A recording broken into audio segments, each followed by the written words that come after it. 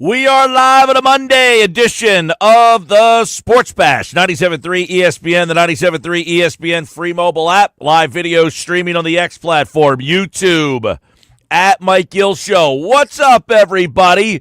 Well, the Phils take 2 out of 3 against the Diamondbacks this weekend. There were so many different weird – that game yesterday alone had weird things happening in it, but the whole weekend – was a tale of really 3 way different games and styles and things that I'd like to hear from you guys on Sports Bash Live, 97.3 ESPN here.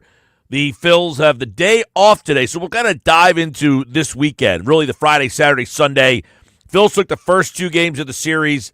The Friday night game, that one was an interesting game. That one had a lot of different storylines in it. The Saturday game, you look back at the Saturday game, which, holy mackerel, these days are all kind of blending because yesterday's game was all over the place. But the Saturday game was more of a, dominant performance by the Phillies. And then yesterday was all over the place. You're down, you come back, you go down again, you come back again. And then you basically, there's a lot of things that we can discuss of what happened in that game throughout. I mean, I was a little surprised at some of the things in yesterday's game. Quickly back to Friday night, real quick on that. That's an interesting game. That is an old school Phillies game. It's the kind of Phillies game that you've come to remember from the 2022, 2023, 2024 team. Close game, holding in, they're up, get a couple of homers, 3-2. You had the bullpen. Alvarado closes things out there. I thought Tanner Banks was a big part of the game on Friday night, but Luzardo, he was good on Friday night. He wasn't great on Friday night. His pitch count is up. Look, there he goes again. He's, they get him out. Look, he gets 95 pitches, Luzardo, and he's into the 6th inning, and they don't even let him finish the inning there. They have to take him out because they are checking out his pitch count totals there. So Luzardo comes out of the game. Strom finishes up. But think about the bullpen on Friday night. Strom, Banks, Romano, Alvarado. The bullpen, I thought, was really the story of the game on Friday night. Because when your pitcher couldn't get you through 6 innings and you have to turn it over to get through the 6th, 7th, 8th, and 9th, you're asking 4 different guys to do their job, and they get the job done. So I thought Friday night, if we are taking a look at weekend winners here, and I want to ask you guys, who was your Phillies weekend winner? Who or something that impressed you the most this weekend from the Phillies weekend, or maybe somewhere else, but weekend winner. And the bullpen on Friday night gets a recommendation or a nomination, I would say. Schwarber and Kepler. Kepler's starting to come on a little bit. I want to talk a little bit more about him. But Schwarber had the big weekend. He had the double Friday night. He had the home run on Friday night. He had 2 of the 3 ribbies on Friday night. So really, if you're looking at some nominations for my weekend winner, you got Schwarber and the bullpen on Friday night basically outshining everybody else. You go to the game on Saturday, all right? The Saturday game was a much more complete effort from everybody. And Aaron Nola has to be on the list of the weekend winner there. 6 innings, 8 strikeouts, 1 walk. The whole thing with the neck, was he going to pitch or not? That was a storyline. Kepler with another home run. Real Muto hits a home run. They just pounded Brandon Pfaadt out there all day long. You almost felt bad for the guy at one point. Nah, not really. I didn't feel bad for Pfaadt, but he was out there. They were hitting him all over the place. But Nola, I thought, was a big story name. By the way, Tanner Banks came back and did another job. So back-to-back days for Banks. But your weekend winners from Saturday, it's got to be Nola. You want to throw Kepler and Realmuto into the mix there. Realmuto also doubled in that game. I got to give Brandon Marsh a little credit. He came in on Saturday and had a hit. He ripped a double down the line, and that drove in 1. He had 2 hits, so Marsh, welcome back. He actually had a little bit of an impact in the game. But Kepler and Realmuto drove in 5 of the 7 runs on Saturday. But you got to give the hat tip to Nola. I thought he deserved Saturday's weekend winner. And then yesterday's game, I mean, that game was all over the place. You're up 1, down 6, back into the game, score 3 in the 6th, tie the game up. The home run from Schwarber, which in the 9th, by the way, you get you back in that game. You go extra innings, and then you fall apart in the extra innings. But why? All right, there's a lot here. Ranger Suarez was not great yesterday. He was good early. He had 6 strikeouts in the first, 3 innings of that game, and he couldn't get through the 4th. He just wasn't as sharp yesterday. I'm not hitting the panic button on him. I think yesterday was get back out there kind of because I thought they left him out there a little long, and I think that was them saying, hey, can he get us to 80 pitches? I thought they probably should have pulled him a little earlier than they did, but I'm imagining, hey, the bullpen is a little taxed right now. Let's see if he can get us a little longer. And then when Carroll came up, I think it was Carroll, I'm pretty sure because Carroll's a left-handed hitter. At that point, I figured, okay, they're probably leaving him in here to face Carroll since he's left-handed. And then I was a little surprised. Now, this is where all this stuff, you never know. Did they talk about this beforehand? Because them going to Kerkering in the 4th inning, I thought was a really interesting decision of, hey, did they have a talk of, listen, we're going to lower the leverage situations for Kerkering. We want him to pitch a little earlier in some games until he shows us he's back. And I thought Kerkering threw well yesterday.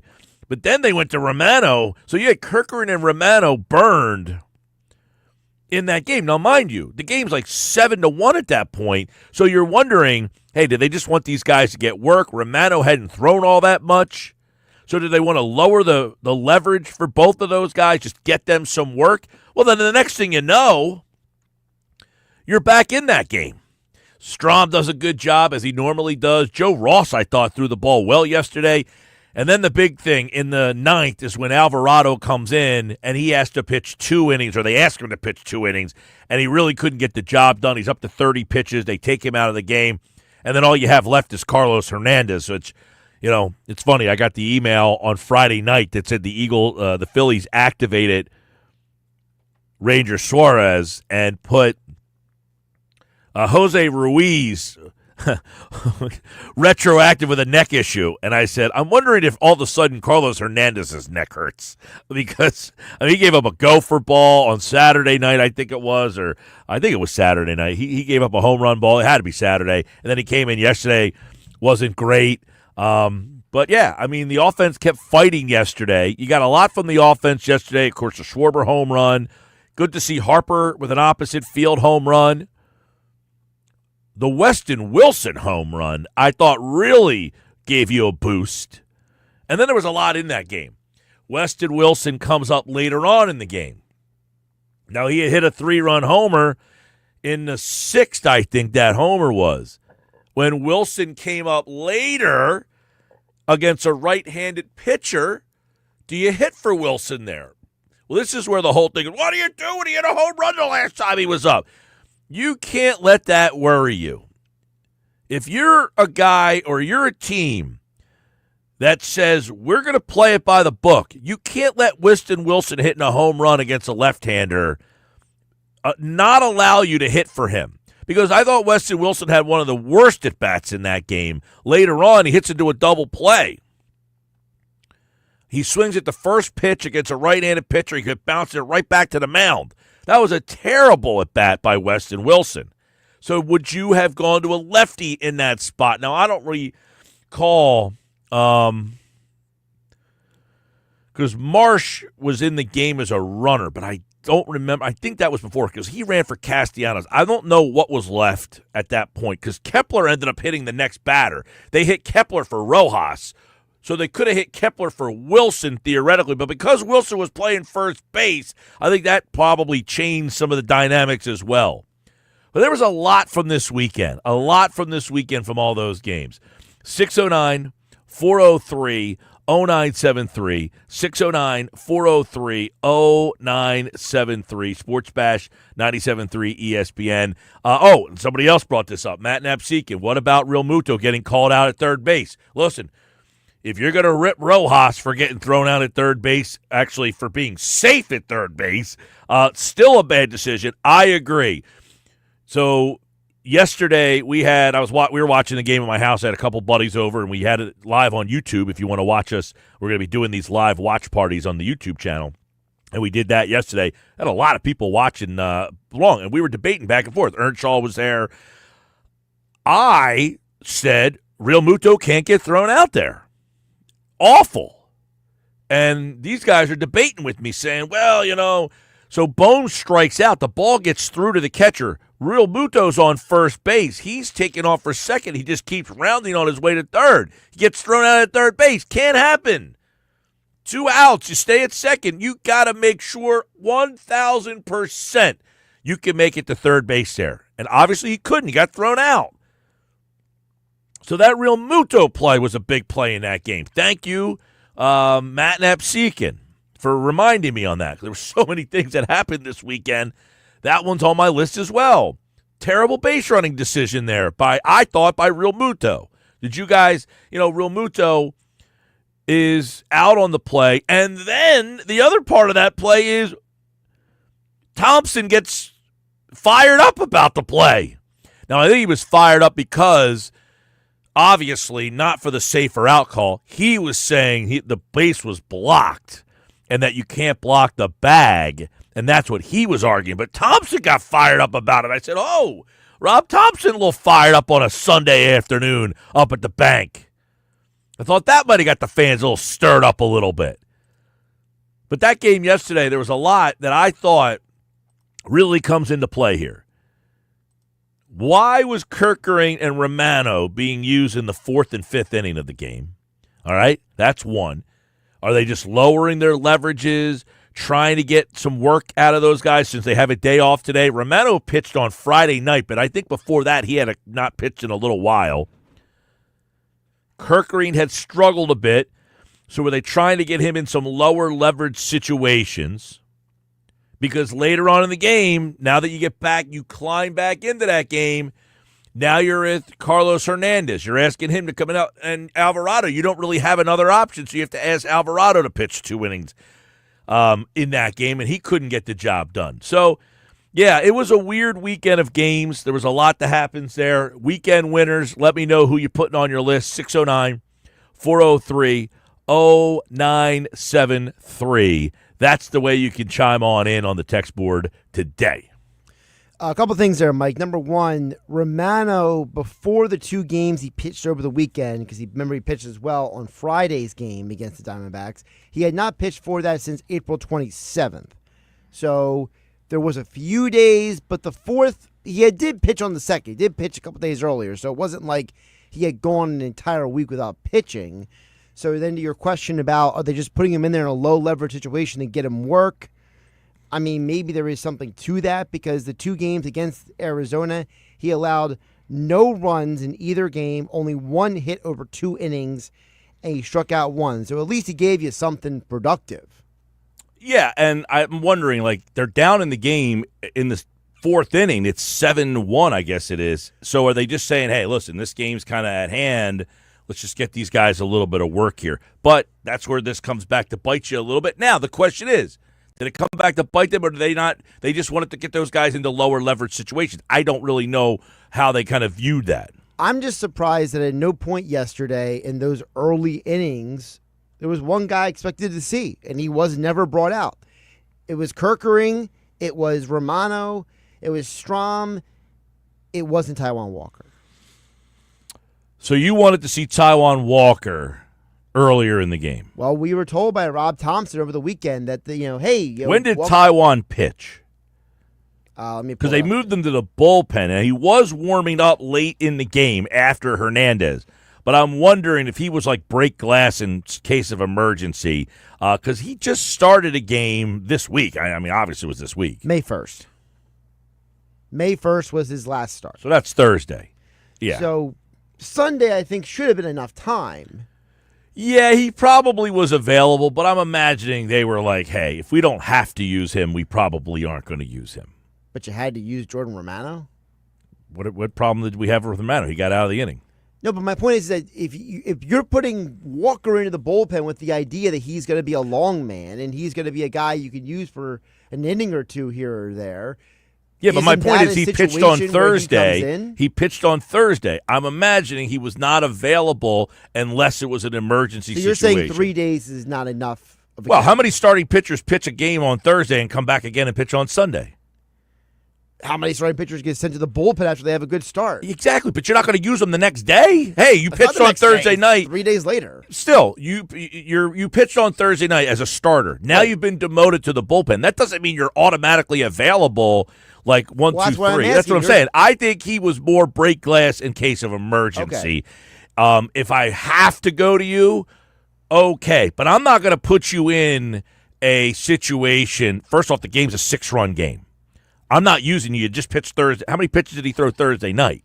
That's another question. Now, I'm not going to use you in a 6-run game if I don't have to. I mean, 85 pitches. Okay, he threw 85 pitches on Thursday night. I can't imagine I'm going to say, hey, man, you threw 85 pitches 3 days ago. This game's a 6-run game. Well, that's what I'm asking. You're saying that 3 days is not enough. Not after 85 pitches and getting like if he was a relief pitcher, yes, Thursday night, okay, he threw 20 pitches, fine. But he started a game Thursday, threw 85 pitches in a 6-run deficit. I don't think that's the time you're asking him to bounce back. Gotcha. Well, now, in the event of the game's now in extra innings and we've climbed back into this game, now that it's a different situation. I think he was available, but only if necessary. Not to, hey, we need you to keep this game where it is right now. So I don't have a problem with that. Okay. Not to mention, Taijuan Walker hasn't pitched a whole heck of a lot of the bullpen in his career. Now we're acting because he had a couple of good starts that he's going to be like a go-to right-hander in this spot. Well, I mean, I'm just trying to undo the Rubik's Cube here, because you mentioned it earlier that bringing Kerkering and Romano in there was a little bit odd. I thought it was odd. Again, this goes back to, I don't know what the reasoning was. Did they want Kerkering and Romano just to get work in? I don't know. I know Romano threw Friday night, but I think he threw like 10 pitches. Before that, I don't think Romano had pitched. I think you're going all the way to the 27th, right. So Romano really hasn't pitched a lot. So I think that was a way to just say, hey, let's get him some work. Kerkering, I'm wondering if they wanted to just, hey, it's a low-leverage situation. He's been struggling a little bit. Let's just get him out there and see, if he kind of has tightened up a little bit here. By the way, Romano threw 8 pitches on Friday. Yeah, so only 8 pitches. So that's a nothing burger. I'll tell you this. We were talking about this yesterday. My buddy said the same thing. Why are they going to Romano? Or why do we need to see him? I said he probably just wants to get some work done or work in here. And I thought he threw pretty well again. So that's 2 back-to-back outings that Romano came in and did his job. Now, actually 3. If you go back to the game on the 27th, that's 3 straight games where he's allowed no earned runs. Now, the last 2 times out for Kerkering, now on Thursday night, he threw 1/3 of an inning. He got a strikeout. Yesterday, he threw an inning and a third. He had 2 walks in the game yesterday. Not ideal. So I'm wondering if they're trying to just lower Kerkering's leverage and just say, hey, because it's a 6-run game. Suarez hit his max of pitches. It's too early in this game. And they don't really have that, the Walker would be the guy, I think, next week in that situation. Gotcha. Yeah, I think because Walker started the game on Thursday, that's why. I think next week, same situation. Now, what did Rob Thompson say about the whole what are they doing with Walker? Let's hear what Rob Thompson said about where that all stands right now with Taijuan Walker. We got to sort of move on. That doesn't mean we're not going to go to a 6-man at some point. But I think we'll do a 5-man at least till the next off day, meaning not Monday, but the off day after that. And then we'll see where we're at. So I found it interesting. He said it's not that we won't go to a 6-man rotation at some point. I think that point is maybe later on in the season when guys are kind of... Well, the next off day is May 15th. Yeah. That's a Thursday. So it's a couple weeks away. Is that enough time to evaluate Suarez as a starter, or do you need more time? I would go with Suarez until All-Star break. Okay. Yeah, I think I don't think they're worried about Suarez. He said yesterday he looked good for the first 2 innings, and then Well, they put it out in the broadcast. It was something that I remember that I wanted to ask you about, Mike, which is they said that he was having trouble with his command out of the stretch, but he was much better in the windup. So, and keep in mind, when he was pitching his rehab starts, he wasn't putting very many guys on base. Right. So, I mean, is that just a guy just needing more reps? I think so. I didn't watch that and say, "Ooh, man, I'm worried about Ranger." He got through. He threw his 85 pitches. He did not look. I mean, he had 6 strikeouts in 3 2/3. So Right. obviously he had some stuff, and I think he just kind of wasn't as crisp and efficient yet in his first. I was going to ask, is it maybe just a comfort factor, whereas if you're not coming out of the stretches often, it's about getting back into that rhythm? You know what's funny? A lot of people now, they've pitched primarily out of the stretch, which I don't understand. I don't particularly like that, but some of these guys just primarily like to throw out of the stretch. I guess Rangers not one of them. No. Sports Bash Live, 97.3 ESPN. So there's a look at the weekend. I thought, and as Jeff on YouTube, he's watching on the YouTube channel. Thank you, Jeff. And see, he comments on the YouTube channel. We could see the comments. We could post it up on the screen. It says, I'm satisfied with the 4-2 homestand. Are you surprised that Schwarber is tied for 9th in the betting markets for MVP? No, Jeff, I'll tell you why. He's a DH, and the DH is not going to win an MVP. So I'm not too surprised by that. I know Ohtani's wanted as a DH, but Schwarber's not Ohtani. So, yeah, I think the Schwarber being tied for 9th in the betting markets for MVP is not all that surprising, but appreciate the message. As always, keep them coming, everybody. Sports Bash, 97.3 ESPN. When we come back, Mike McGarry from the Press of Atlantic City, pressofac.com. What does Ranger Suarez season debut mean for the Phillies? He was there yesterday. We'll get his thoughts on what that debut meant moving forward. That's next. This is the Sports Bash on 97.3 ESPN.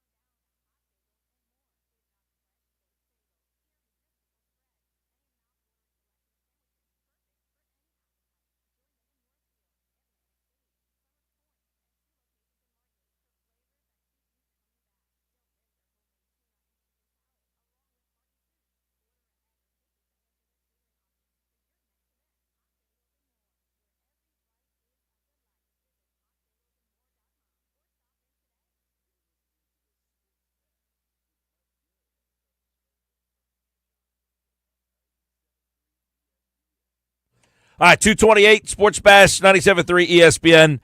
Packed show for you. Phil's weekend 2-3 against the Diamondbacks. Breaking it all down from a crazy weekend. What did Rangers Suarez start mean in the big picture? Mike McGarry from the Press of Atlantic City, pressofac.com, wrote about that. I want to get his take on it right now as he joins us on a Monday here on the Sports Bash Live on 97.3 ESPN. You saw Ranger couldn't get out of the fourth inning yesterday, did have 6 strikeouts, so he was good at times, not his best yesterday. What you make of Ranger Suarez's debut, Mike? Yeah, well, a couple of things. I thought he was great, obviously, for the first 2 innings. He retired the first 6 guys he faced, struck out 4 of them. Then he either hit a wall because he was exhausted or got tired or got spent by the 3rd inning, and everybody agrees that he had trouble commanding his pitches out of the stretch. I think with runners on base, the Diamondbacks were 6 for 8 against him with 1 walk. To me, it's a sign of concern. I mean, I think the Phillies have an outstanding starting rotation. They've got 4 great starters in Wheeler, Suarez, Sanchez, Luzardo, and Nola.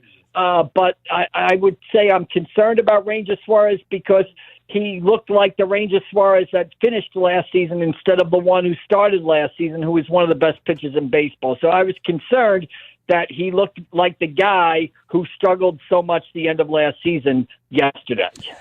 So what's the leash on him in your mind? I mean, are you panicking to the point where you've got to do something now? Is this an all-star break thing, 2 or 3? What do you think? Yeah, I think they got to give him 4 or 5 starts here to see if he can sort of turn it around. I'm just, I can just see, this team struggled to find a 5th starter, towards the end of last season. And Dave Dombrowski admitted, as I wrote today, that, they won 95 games last year. If they had a 5th starter, they might have won 100 games. If they are struggling to find a 5th starter this year, and we talked about on Friday, like how many good teams were in the National League, you kind of wonder, what not having a 5th starter will cost them this year. Having said that, these are kind of first world problems. There are a lot of teams that would love to have their only pitching issue or their only pitching issue with the starting rotation be the number 5 starter. But again, this is a Phillies team that's built to win the World Series, and World Series teams have good quality starting pitching. By the way, they are on pace to win 90 games right now after the weekend here, as Mike wrote about over at pressofac.com. What does Ranger Suarez's poor season debut mean for the Phillies? Well, it meant they had to go to the bullpen early yesterday. Were you surprised Kirkering got the call in the 4th? Well, yes and no. It's a surprise to see him in so early, but I really think that was a function of other guys being down in the bullpen and the bullpen being short. They did not have Taijuan Walker, who was shifted to the bullpen out of the starting rotation, only available in case of emergencies. Carlos Hernandez, only available in case of emergencies. Tanner Banks, only available in case of emergencies. So I think they had a lot of guys down, and that forced them to go to their high leverage guys. It was Kirkering, it was Romano, it was Strahm, and eventually it was Alvarado. And that kind of leads me into my next point that I would be concerned about as the Phillies is the use of the bullpen. Right now, Alvarado is on pace to pitch in 76 games.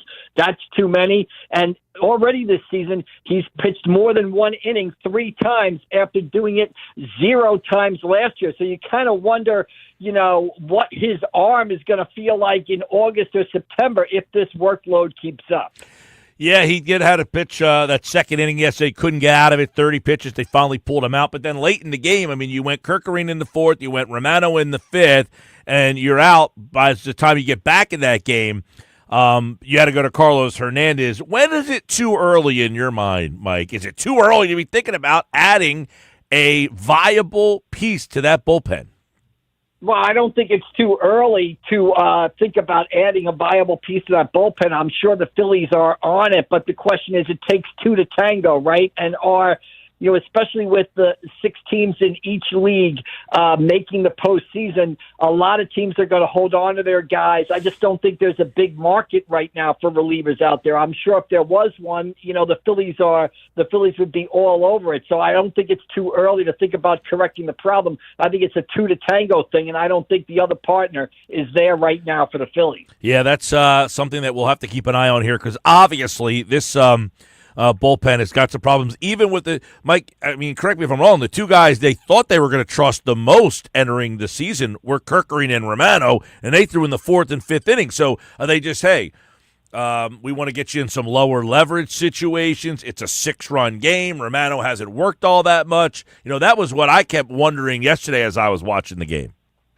Yeah, I just think, Mike, it was a factor that a lot of their early guys were just not available. Maybe that's a situation where Joe Ross, I think he took down an inning yesterday. Maybe he would have took down 2 innings if he was fully rested. I think Tanner Banks would have been in there if he's fully rested. I think Carlos Hernandez would have been in there earlier if he was fully rested. I think even Taijuan Walker might have been in there if he was available out of the bullpen. I just think it was a matter of those are the only guys that they had left was their high leverage guys, so they were forced to use them. And as Rob Thompson said after the game, thank God we got a day off today for these guys to sort of rest and get back on track. So I wouldn't read too much into the use of the high leverage guys in the early innings yesterday. I just think that was a factor of the other guys in the bullpen not being available and Ranger Suarez not being very good.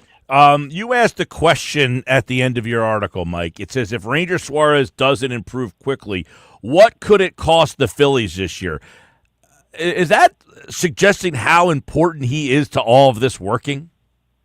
Yeah, I think it's important to get that 5th starter, right? I think last year, as I said earlier, Dave Dombrowski said, they won 95 games. Not having a 5th starter cost them 100 wins. Well, I look around the National League, and we talked about this on Friday, the amount of good teams in the National League, the Diamondbacks, the Giants, the Padres, the Dodgers, the Cubs, the Mets, Milwaukee and Atlanta kind of lingering, wondering if they're going to get healthy and be able to make a move.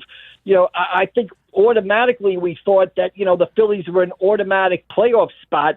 What's the difference between 90 wins and what does 93 wins get you? What does 94 wins get you? That's what I think when I say, what could it cost you? Could it cost you a first-round bye? Could it even cost you a playoff spot, with all the good teams in the National League? I think that's kind of open for discussion right now if Suarez doesn't straighten himself out. And again, I was very disappointed. I know it's only one start, but to me, for Ranger I think it's a bad sign either way. If he didn't pitch well yesterday because he got tired or got spent 2 innings into the game, I don't think that's a good sign.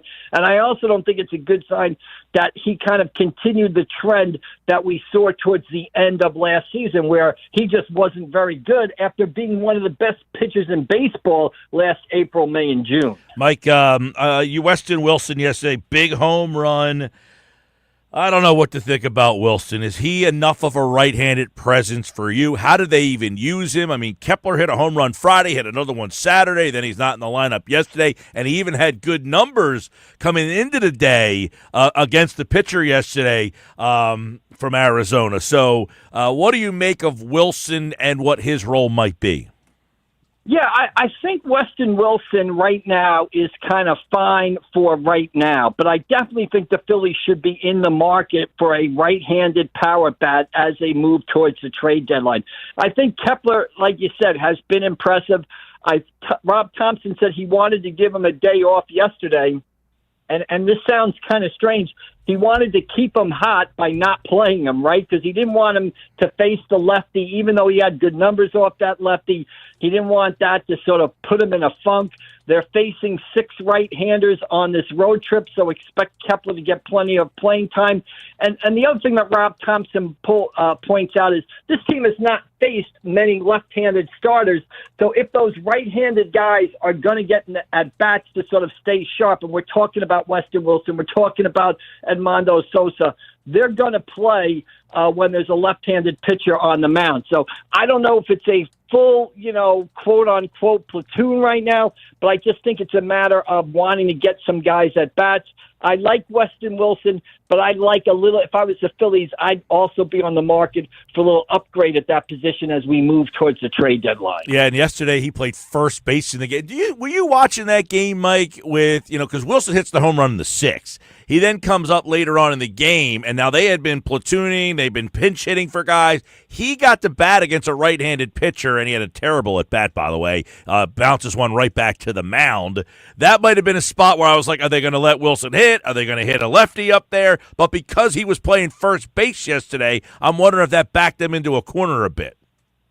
Yeah, I mean, I think basically, if they had made a move there, maybe Bryce Harper, who was the DH, then goes to first base, but then you lose the DH. Maybe the pitcher has to hit. And I think they wanted to give Bryce Harper what they quote-unquote call a day off his feet, where he doesn't play in the field at all and he just hits basically. So I think the fact that Weston, hit a home run, why not? He's got a home run in the game. He stays hot. Why not give him a chance there against a right-handed at bat, against a right-handed pitcher? But I also think it's a matter of just wanting to give Harper, a full day off, basically, a day off his feet, basically. Yeah, he was the DH in the game. And he did hit the opposite field home run, which, Mike, whenever someone hits an opposite field home run, the analysts go crazy. Oh, that means his swing is back, right? It's a great sign when you go in opposite field like that.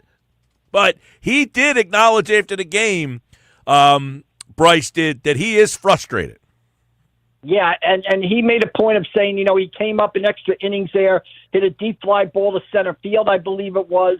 He expressed frustration as not being able to come through. He expressed frustration for the way his season has kind of gone so far this year. So that early inning home run did not seem to put his mind at ease. Afterwards, he said, I've got to be better. I'm frustrated with what's going on and frustrated not being able to come through for his teammates, and he said the city and everything else. There's a guy that sort of holds himself to a high standard and is frustrated right now that he is not hitting the ball the way he thinks he should be. Now, we've seen signs at times, but he has not put it together. And Mike, maybe that's just a reason to be optimistic here.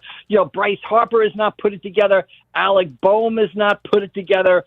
Those are two pretty key parts of the lineup. JT Realmuto not off to a great start. Bryson Stott, okay. Nick Castellanos has been okay. The center field is blown hot and cold, yet this team is on pace to win 90 games. So maybe we should feel good about that. They clearly haven't hit their stride, and you expect them to, at some point, go on a 2 to 3 week hot streak where everybody on the team hits. They've struggled at the plate, yet they're still on pace to win 90 games. Yeah, it was a good sign. I mean, obviously, Schwarber hit the home run yesterday, had another one the other day, had a double Friday. I think it was Friday night. He homered, he doubled. Kepler starting to come around a little bit here. Hit a homer Friday, homer Saturday. Even had a Marsh 2 hits in the game the other night. So it was a very interesting weekend, as you're saying there, Mike. The weather warming up. Maybe some of these hitters are starting to come around a little bit. Phils take 2 of 3 overall. And I guess really we haven't even touched on this. The story of the weekend may have been the second straight quality start for Nola. So all the Nola 0-5, ERA in the 6s, maybe it's time to settle down on that too. Yeah, and I thought what Nola did Saturday, that's the value that Aaron Nola has to the team. I mean, he had some issue with his neck. An hour before the game, the Phillies weren't even sure if he was going to be able to go out there and pitch. But he goes out there, takes the ball, delivers a quality outing. They get the win. That sort of stuff is so underrated, Mike. A guy who just takes the ball, he's not feeling great. I mean, how many other starting pitchers, a lot of them would have said, my neck hurts today, make it a bullpen game. I'm not going to go out there and risk it. It's only May. There's a lot more to go. Aaron Nola takes the ball, and I think all those people that complain about Nola and the Nola coaster and stuff like that, I get it. But there is a guy that takes the ball 35 times a game, and just about every time he's out there gives you 5, 6, 7 innings with a chance to win. That is invaluable. And the other thing, Mike, I think we should all remember is, we pick this team apart. I'm guilty of it. We pick apart every at-bat. We pick apart Ranger Suarez. But we do that in the light of, this team has a high bar. We're seeing this is a World Series team. Obviously, without a fifth starter, could they win 85, 90 games and make the playoffs? Yeah, but we expect more out of this group. So that's why we're kind of sort of dissecting each and every move or each and every player to see what's going on. Well, and it's interesting, Mike, you bring that up. It's the expectations, but we also, I think, one of the things is it's the expectations coupled with the age of these guys that the window is shrinking of if they don't get it done, how many more legit cracks are you getting? Because if you don't make it now, you don't get better with age generally. You get worse with age. So, if you don't get it done this year, it's how many more legit. And they're going to have a question I'll ask you as we get out of here. One stays, one goes. Do they both stay? You got Schwarber, a free agent. You got Real Muto as a free agent. I think everyone would say, you got to keep Schwarber.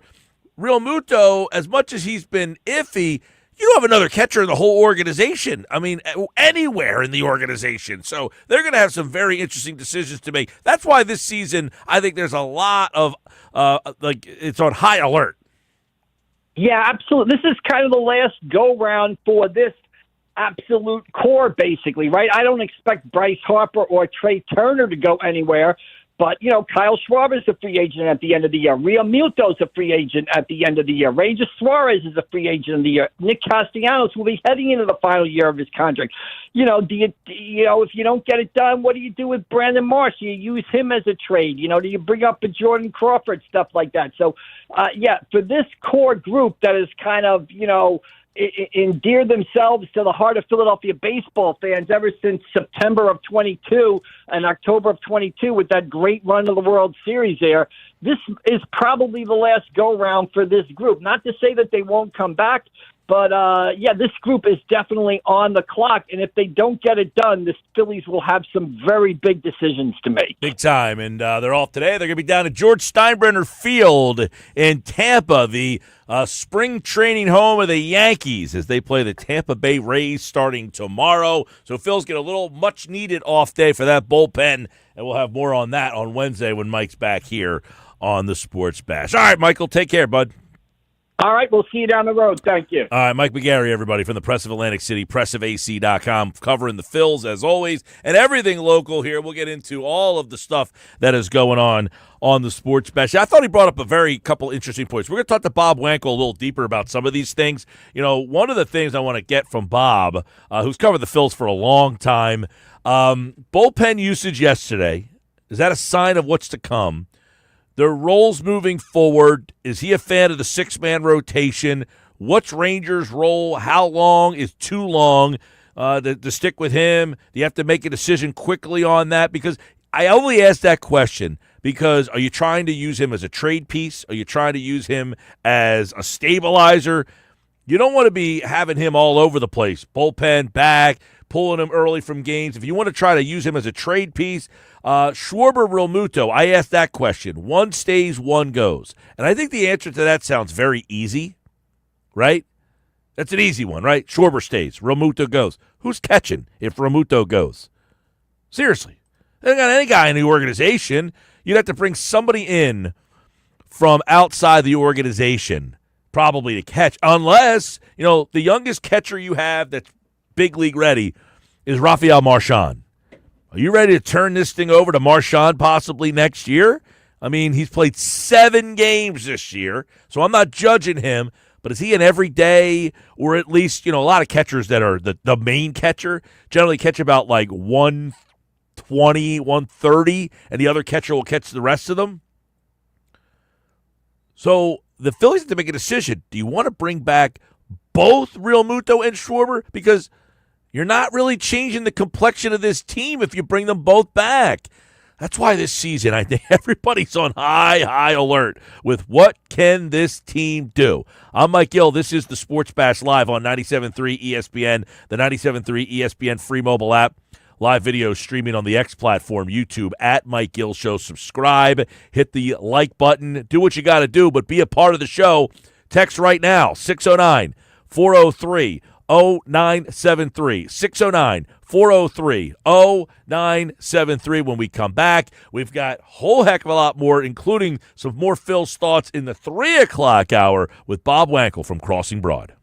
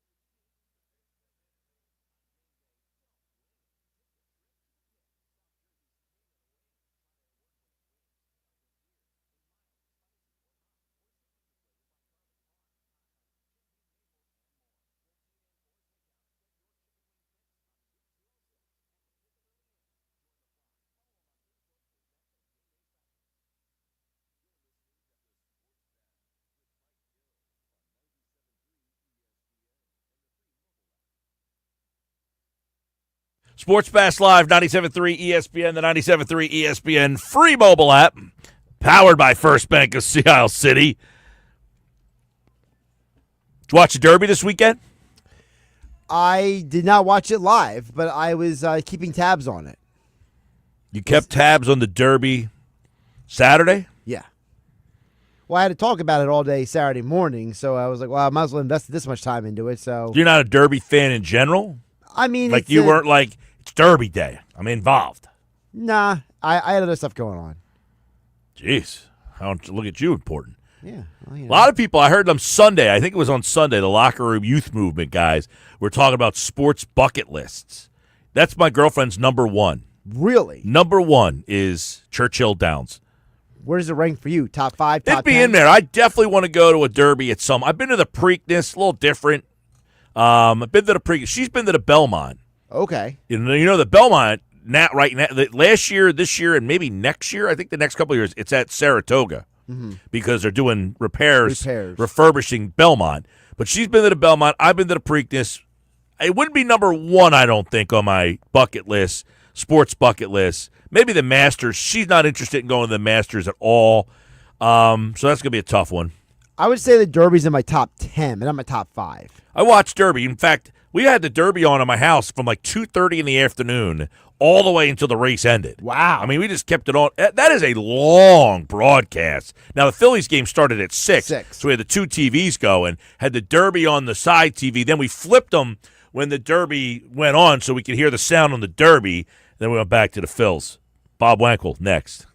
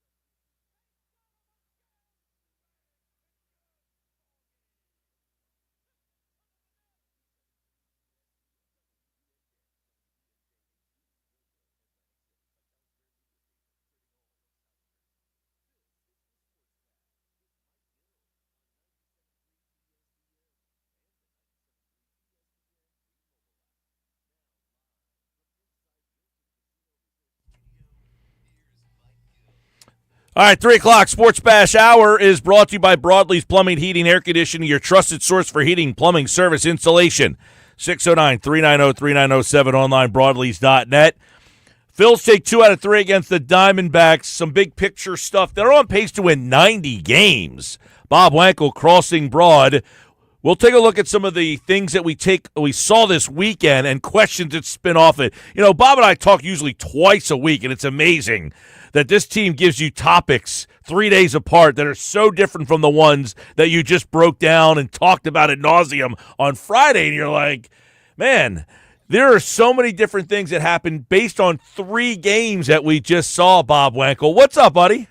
What's going on, Mike? Good to talk to you. What's happening? Yeah, man, we've got 2 out of 3. You win the series, and then yesterday, of course, the fresh game in your mind makes you think of all the bad things that possibly could happen. But I want to get your takeaway from the Rangers start, number 1. Do you put up any red flags, or did you watch that and feel pretty good about, okay, Rangers pretty good, Rangers back? I know he did the numbers and the pitch count. He only went 3 1/3, maybe 3 2/3. But overall, what'd you think of Ranger yesterday?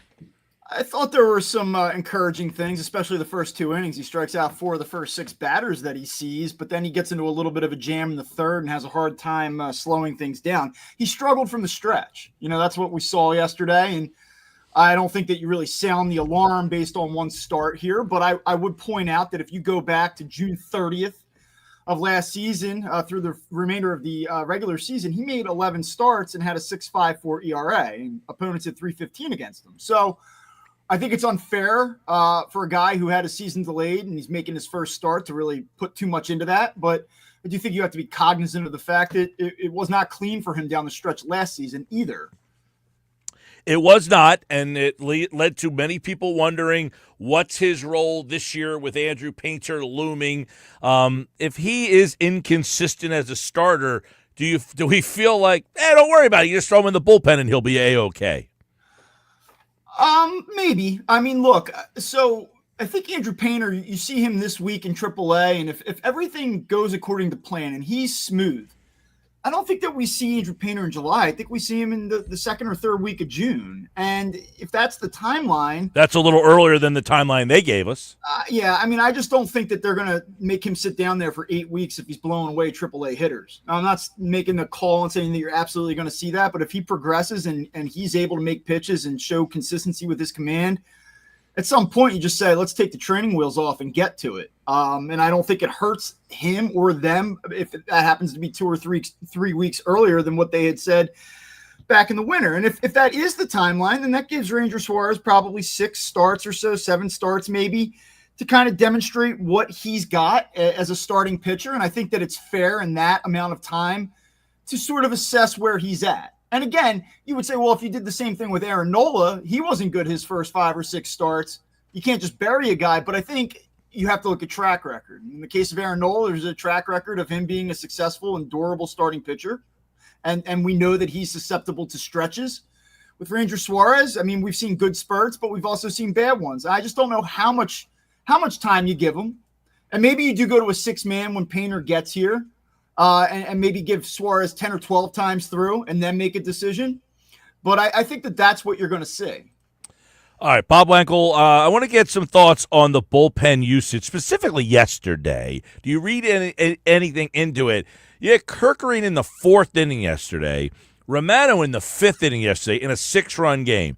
Is this, hey, you got to get them lower leverage situations, or not a lot of work for specifically Romano through 8 pitches Friday, hadn't pitched since the 27th. What did you make of those 2 guys being the first 2 guys out of a 6-run deficit yesterday? I don't think it says a whole lot about their confidence with them at this moment. I think it was more situational. So you get into the 7-1 game and you're in the 4th inning when Kerkering enters, and you probably feel like 2 things. Number one, he has not thrown the ball all that well lately. So you do want to get him into a little bit more of a low leverage spot. And then number 2, if you're going to make any comeback in this game, it needs that rally needs to end. You know, like you have to put a stop to things right there if you're the Phillies. And then you bring him back out in the 5th and you get a clean inning out of it. I think that they're still trying to let him work his way through his struggles. And I don't have an issue with that. As far as Romano goes, he had only appeared in 2 other games since April 24th. So I think that he's showing some encouraging signs, and he's a guy that has not gotten a lot of work. So you go to him in that spot. And I think that you're not expecting to necessarily come back and compete in the game at that point. And then they obviously start to chip away. And then that strategically kind of transitions them back into go for it mode. And I don't mind the way that they went about it. Strom's in at 7-4. You have Ross come in the 8th. Ross has thrown a lot lately. That was not going to be a multi-inning spot for him yesterday. They probably did not want to go to him yesterday because now he's thrown 3 times in the last 4 days. But when the game gets to 7-5, they say, you know what? Let's go for it. We feel ourselves coming back. Let's play it aggressively. And you might not like the way that they navigate at the end of that game and bringing Alvarado back and having him go to 30 pitches. But one of the primary criticisms about Rob and this staff and the way that they do things, it's so passive. It's so conservative. It's almost like that they're okay not going for it and being complacent sometimes. And yesterday they went for it. It just didn't work out. Yeah, I just was thinking to myself, now Walker, who had pitched on Thursday, I'm imagining he was kind of break glass in case of emergency usage, because that would be his spot, right? In the 4th inning of a game, you're down by 6. Hey, Taiwan, keep us in the game, keep us within striking distance. Don't let it get out of hand. That would generally be where his spot. That's why I was not that I think moving forward, I didn't think they were going to use him yesterday there, but I wonder if that's more like they don't want to be using Kirkering in the 4th inning generally. No, not at all. And I think that is the spot where you would typically see Taijuan Walker. Now, I know Rob after the game yesterday said that he had thrown a bullpen earlier in the day and he was going to be used in an emergency situation had that game progressed to the 11th or 12th inning. You could question the wisdom of why not have him throw the bullpen after the game in the event that you need to go to him and you don't go to him, then have him throw it. But, that's the way the Phillies opted to do it yesterday. I didn't like a lot of things about yesterday's game, but the way that they managed the bullpen for once was not something that had me really scratching my head. The one thing, wait, you said there was one that had you scratching your head? Well, no, I think that typically I will say, I don't quite understand the way that they're deploying the bullpen. Yesterday, that wasn't really it for me. Okay. I think that they went one batter too long with Alvarado, but that's 27 pitches versus 30 pitches. I get why Alvarado was back in the game in the 10th inning. Again, it was a go-for-it spot. Yeah. He gotten through the 9th with 16 pitches. How much does having the off day today play into it? I think it plays a lot into it. Yeah. I think that had they not had the off day today, they might have been a little bit more passive. I don't think that they want to take Jose Alvarado up to 30 pitches ever. But, right. You get into that spot where you're like, well, now we've thrown the kitchen sink at him. Let's go get it. And as you know, you get into extra innings, you want to miss bats. And Alvarado's been very good at that this season. He wasn't yesterday, but that's more a matter of execution than strategy in my mind. So I guess one question I have as I'm watching this game and you're talking about all this stuff, is it too early to make it? When is the time where you say, you know what, I've seen enough of this bullpen. I don't have an answer. We don't have anybody else. When is the time where, you don't see a lot of teams make trades until the deadline. You need something pushing you to make that deal. But when is it, you know what, this bullpen just ain't it? I don't think this bullpen is it. I don't think that they're a bottom 4 bullpen, though, to be fair. I think if you look at their deeper numbers, that it's probably a bottom 10 bullpen, probably not a bottom 2 bullpen. So I'm not telling you that makes it good enough. How many bottom 10 bullpens win in the playoffs? No, I agree with you. I guess when you're asking me, though, what are they going to do on Cinco de Mayo? Nothing. They're going to hope that what they have is better than it's been. There's just not a lot to do. We've had the conversation about, do you take some of your surplus of starting pitching and turn it into relievers? Probably not at this point, because you don't want to diminish the trade value of a guy like Nick Gable, who just won minor league pitcher of the month. He's rolling right now for the first time in about 2 years as a starting pitcher, as a real prospect. Are you going to pull the plug on that while he's now building that momentum and say, hey, we're going to turn you into a 7th inning guy at the major league level? You might do that eventually if you can't find a trade partner that gets you back what you want.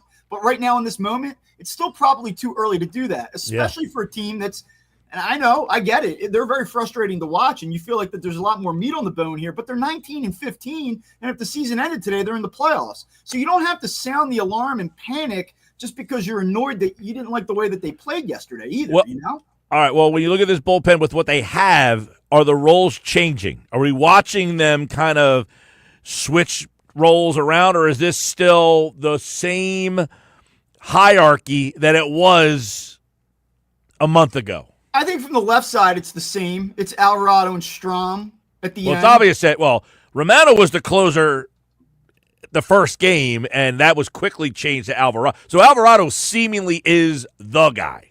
The problem is right now that if you have outs to get from the right side, you don't know who to go to. Like, that's the thing that they have to figure out. And if Kerkering continues to struggle and Romano has a run here of 6 or 7 appearances where he looks all right, then like all of a sudden you might say to yourself, this was a guy that had a 15 ERA after his first 8 appearances, and now we're going to him as our top right-handed reliever. I mean, why not Joe Ross? What are they not seeing from him? I know he hasn't been great, but was he used in the wrong? I don't know. What do you make of the way Ross has been used? I think ideally Romano and Kerkering are supposed to be these high leverage miss bats late inning guys, and Ross is more of the multi-inning.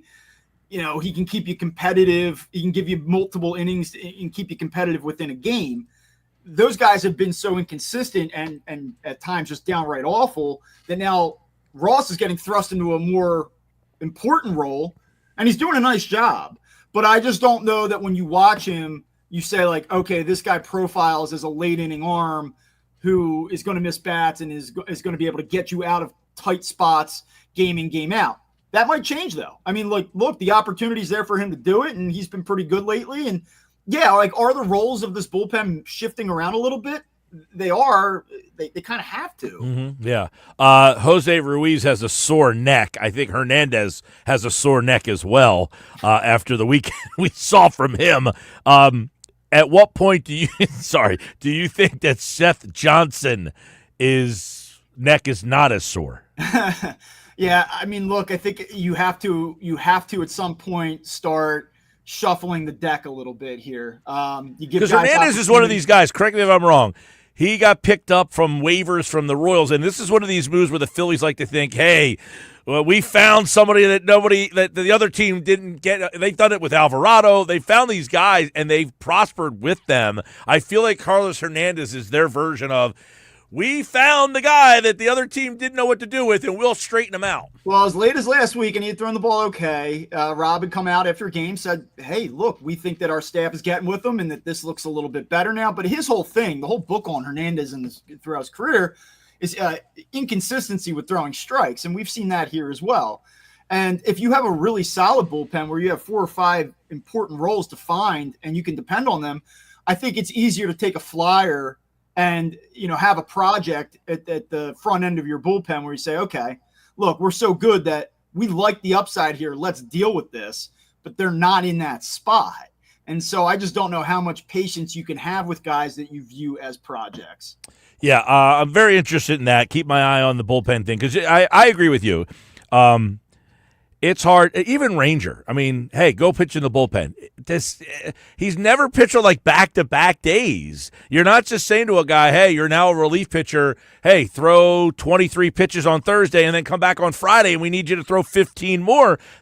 You could ask him to pitch in the bullpen in a playoff game once, and then he doesn't throw in the bullpen again. That's different. So I think we have this vision that Ranger threw in the bullpen and he'll be fine. I don't even know that that's a gimme, that you just toss him in there and that he could be a reliable back-to-back day guy. So they have to really kind of figure this out. That's why Taijuan Walker, people are – it's amazing. Walker had 6 good starts, and now people are like, well, how come they didn't use Walker yesterday? I'm like, are you kidding me? Yeah, I think we all have a short memory here.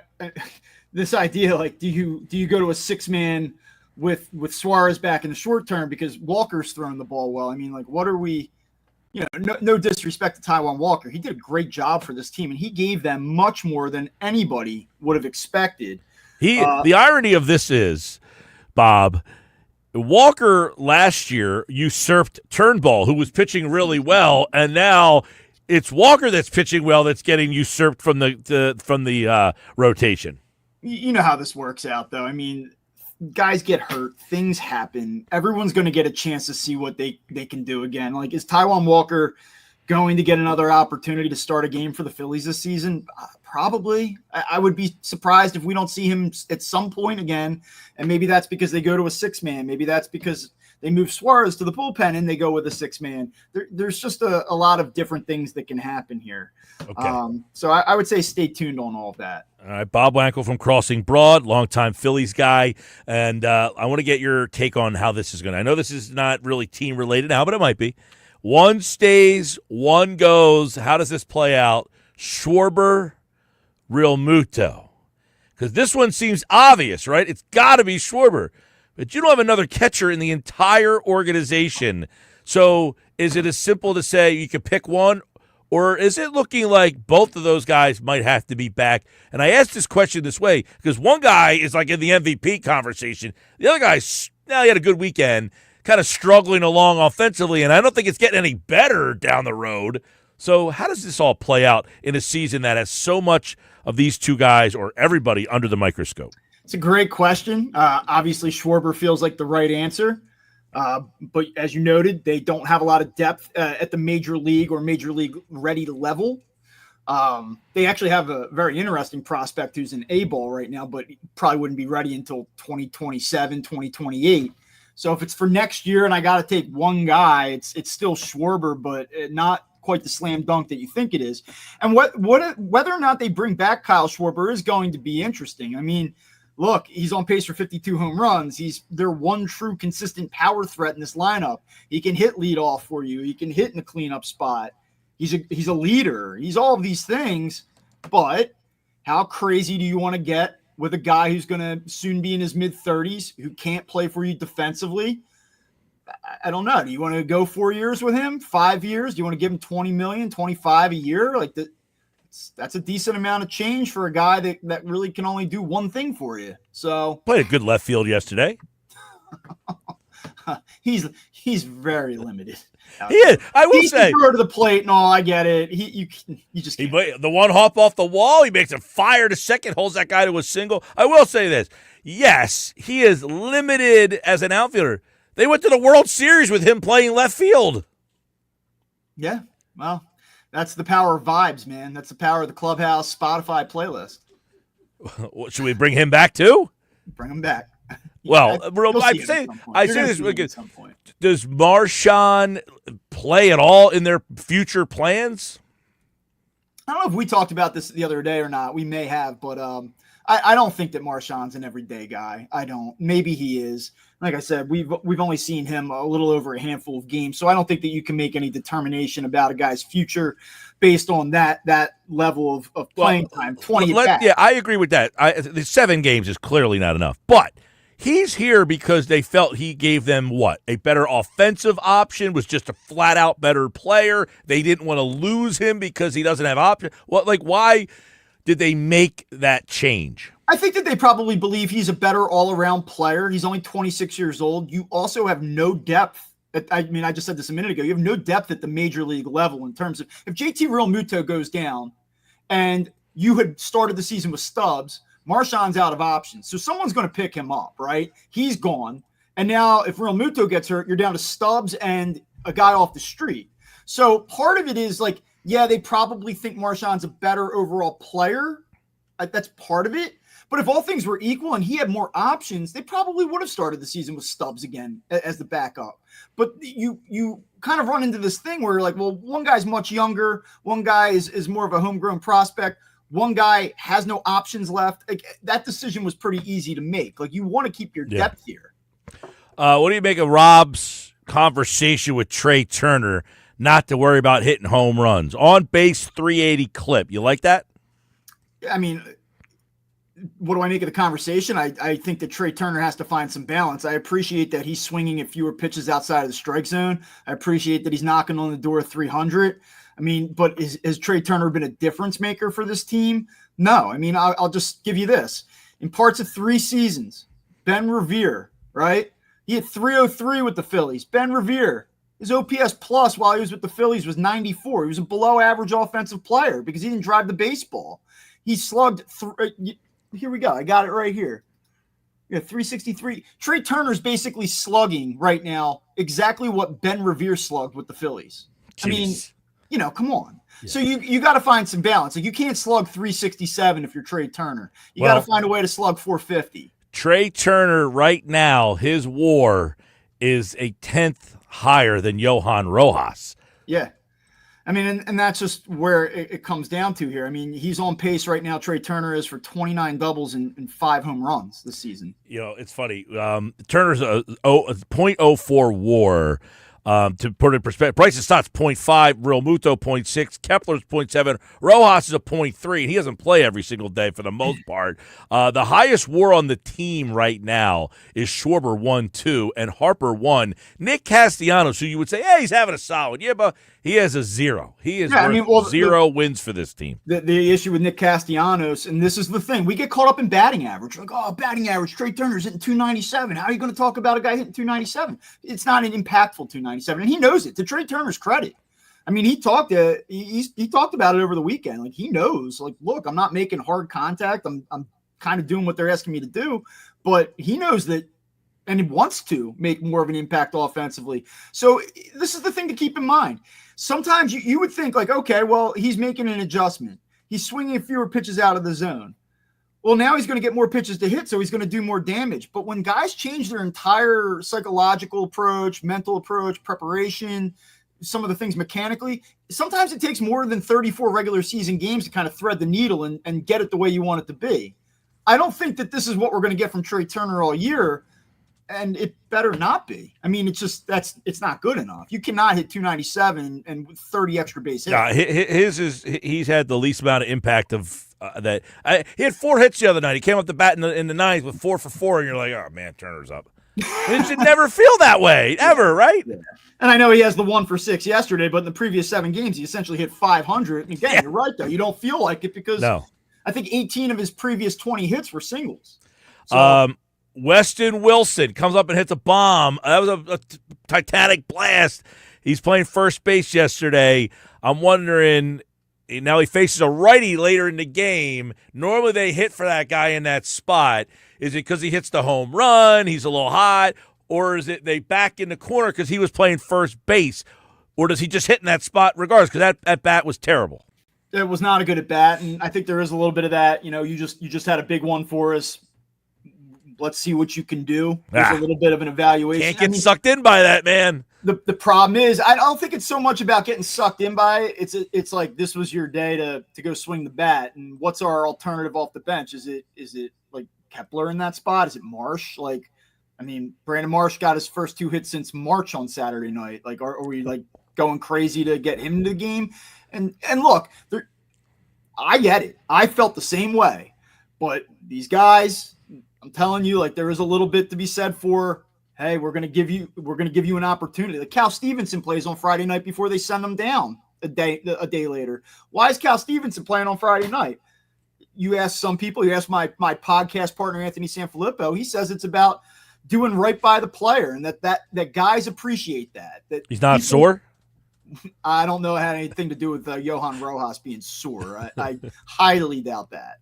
I tend to agree with you. I'm just, giving Rob's side of the story. He had some general soreness. Really it wasn't even his shoulder. It was his hip. It wasn't his shoulder. It was his hip. He looked sore when he was out there crashing into the wall at the end of the game. Well, that's why he was sore. Yeah. He crashed into the wall.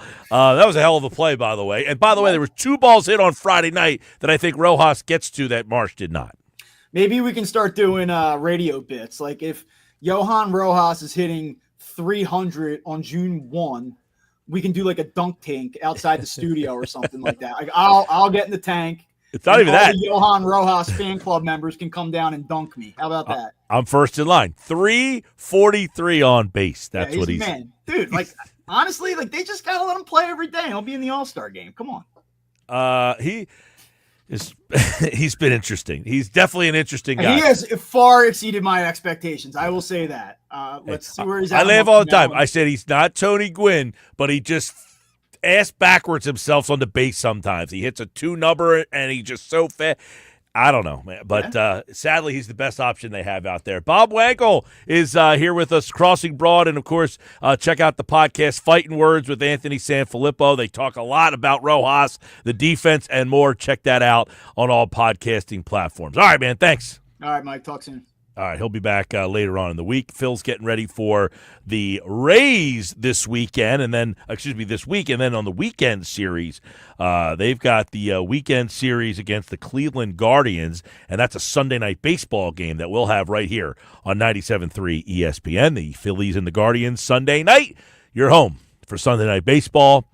I'm Mike Gill. This is the Sports Bash. You can watch the show on your home TV, phone, tablet, or device. YouTube.com/@MikeGillShow. Subscribe. Be a part of the show there. And don't forget, coming up in just over a half an hour, Jeff Mosher, Football at 4. The Eagles have lost someone in their front office. We'll discuss that. Plus, something that Howie Roseman said. Has anybody watched the unscripted YouTube show that the Eagles have been putting out? They just did one on the draft. There was a couple of key takeaways from that unscripted. It's about a 20-minute show, and it shows you literally Roseman on the phone with GMs. When did he pick up the phone and start trying to make trades?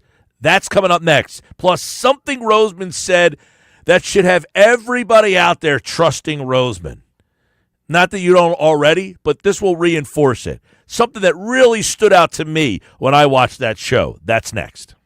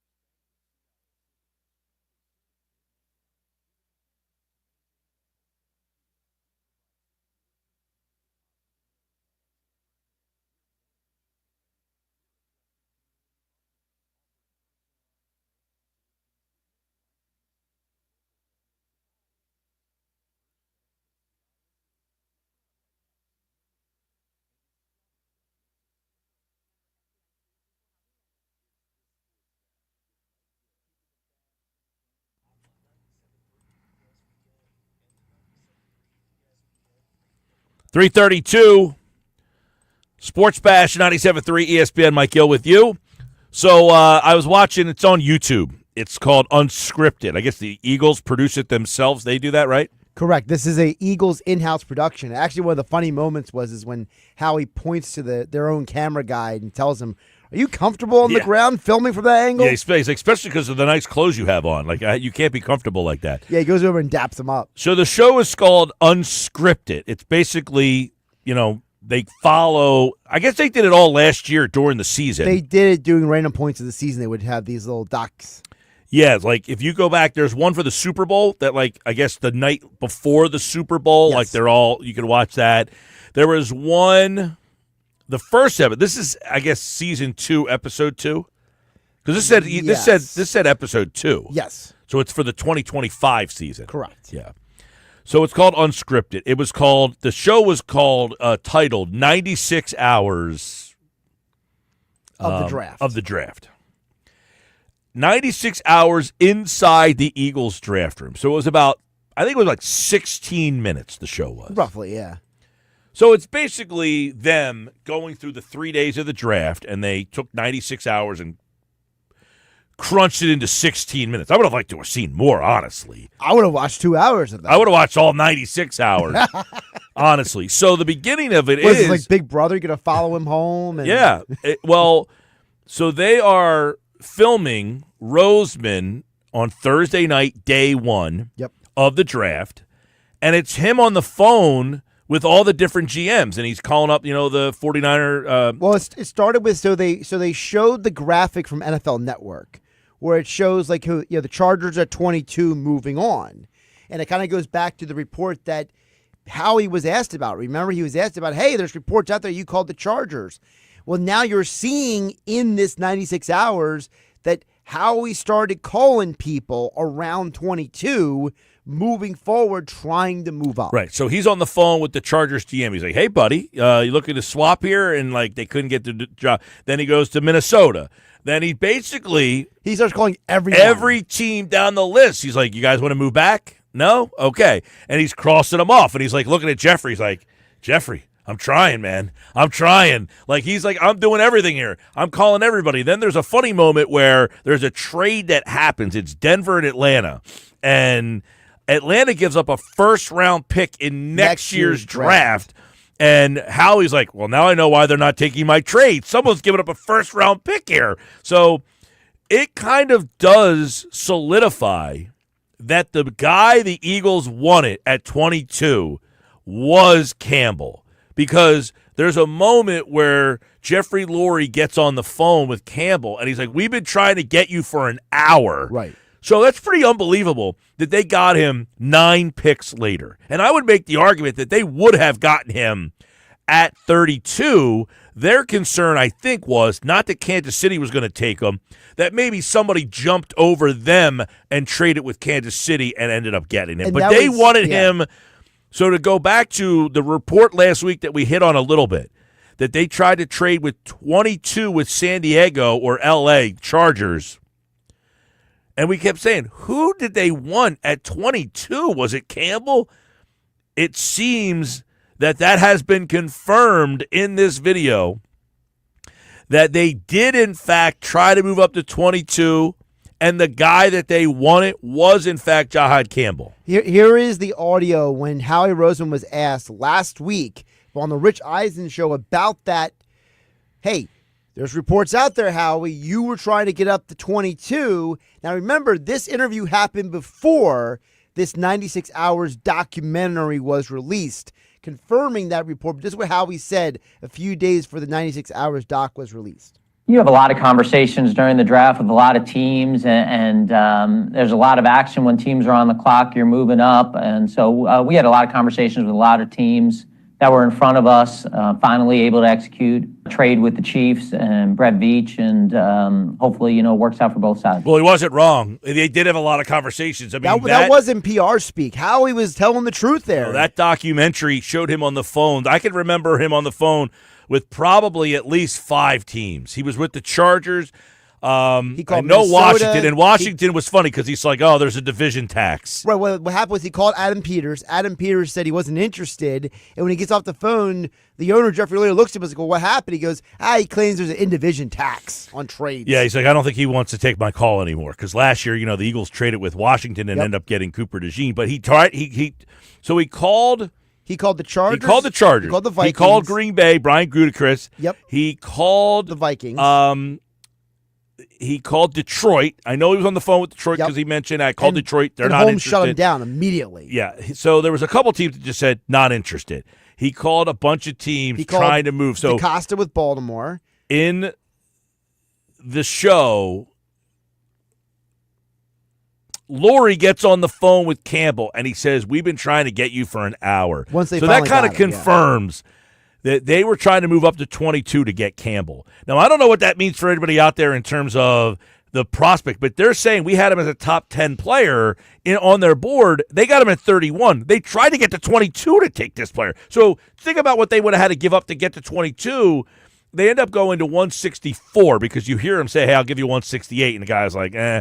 And he's like, all right, give you my 164. And he's like, okay. So he moved up 4 spots. That gets the deal done. He's like, hey, the conversation with you get a free pick here. You can do whatever you want with this pick. I don't care. Here. So that ends up happening. So that's the Thursday night. On Friday night in round 2 and 3, you definitely hear him talking about Makuba, why they liked him. They have him on the phone with Makuba. And then to trade out of the 3rd round, you heard a lot of the calls that were being made in that situation to get out of the 3rd round. And really quick, we get back up real quick. When they got the Makuba pick, did you see who was excited about it? In the room was Fangio. Fangio came into the room, and he looked like his, dog just, came up to see him when he got to the house and was like, hey, buddy. He was ear to ear. Yep. Yes, I'm glad you brought that up because I noticed that, too. I said, well, there's one guy who's thrilled with this pick, and it was Vic Fangio was thrilled. Then this comment here. This is on day 3, and this is the start of day 3. How Howie Roseman, now remember, this is a noon start, so they're probably in the room at 11 o'clock in the morning getting ready for the day to start. Here is how Howie Roseman opened the day, and this is, I watched 16 minutes of this, and I'm watching all the calls. This is the one that stood out to me more than anything. So we have this opportunity to get guys who will affect the team, and in 2018, we had 1 first-day pick. And then we came back on the 3rd day, and in the 4th round, we drafted Avonte Maddox and Josh Sweat. We drafted Matt Pryor, and we drafted Jordan Mailata. That was an unbelievable draft. So the draft starts right now. So what we're going to do today is we are going to find the right guys for the Philadelphia Eagles. And it's going to go with the right players, with the right tools in their body, and the right mindset. So before that, he's talking about how the day... They don't want to find backup players. They want starters. So we're not going into a draft on day 3 thinking, let's find reserve players. No, their mindset is, let's find starters. And I loved how he threw it and said, look, 2018, we had a first-round pick, but we got Maddox, Sweat, Pryor, and Jordan Mailata. That's our mindset today. Find guys who have the right makeup to help this team get better. And when I heard that, I was like, that's what stands out about this team. It's not about hitting for starters in day 1 and day. He's saying, guys, we can't have the mindset of finding reserve players right now. We got to be looking for starting players right now. And it's cool. They went around the room. Oh, I love this. This is my favorite part. When he goes to each of the scouts in the room and they kind of vouch for each player. Give me a player. He's like, okay, safety. And one of the scouts is like, I like Pete Kendall. That's the guy that, or was Pete Kendall the dad or the son? That's the dad. Yeah. What's the kid's name? Dan? I don't remember.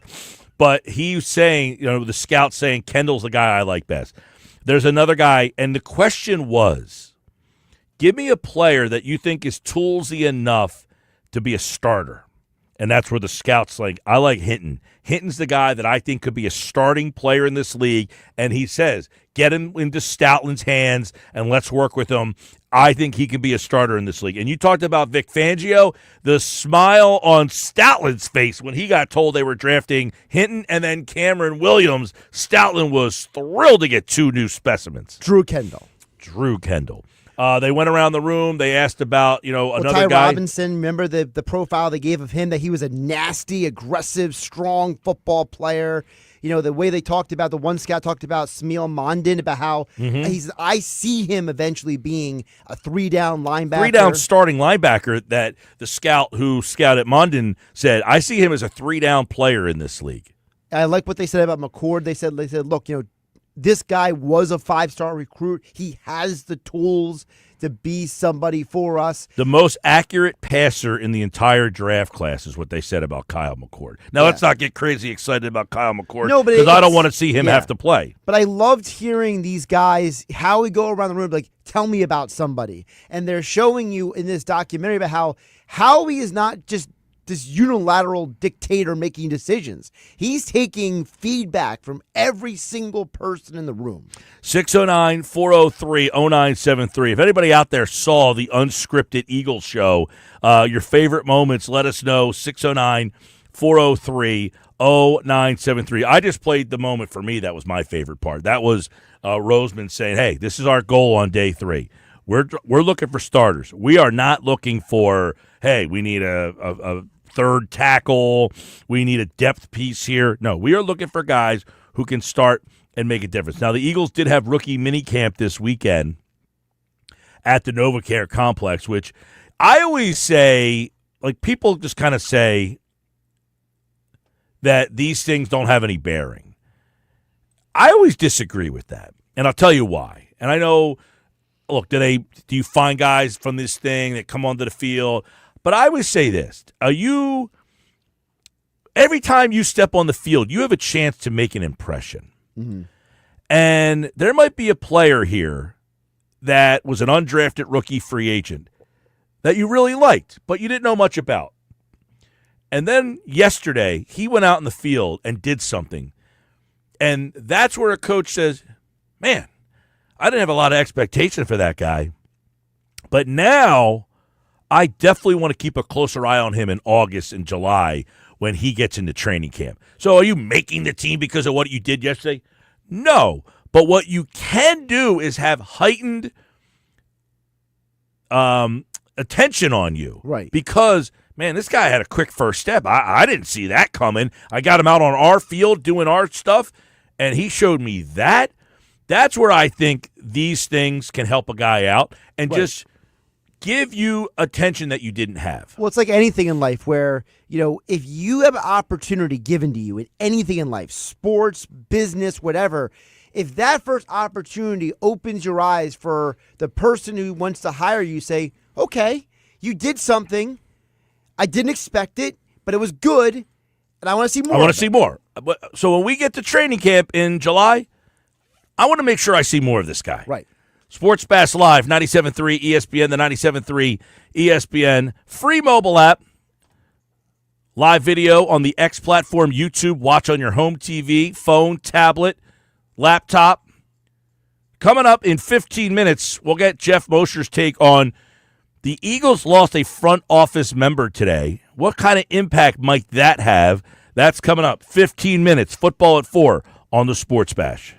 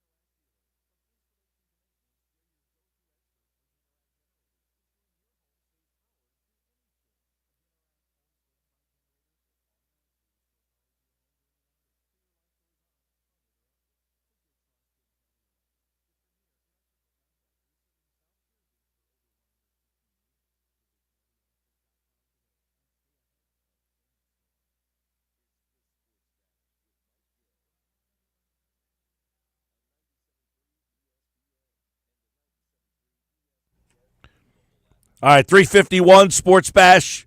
So I was watching the Boston Red Sox thing that's from last season. Yes.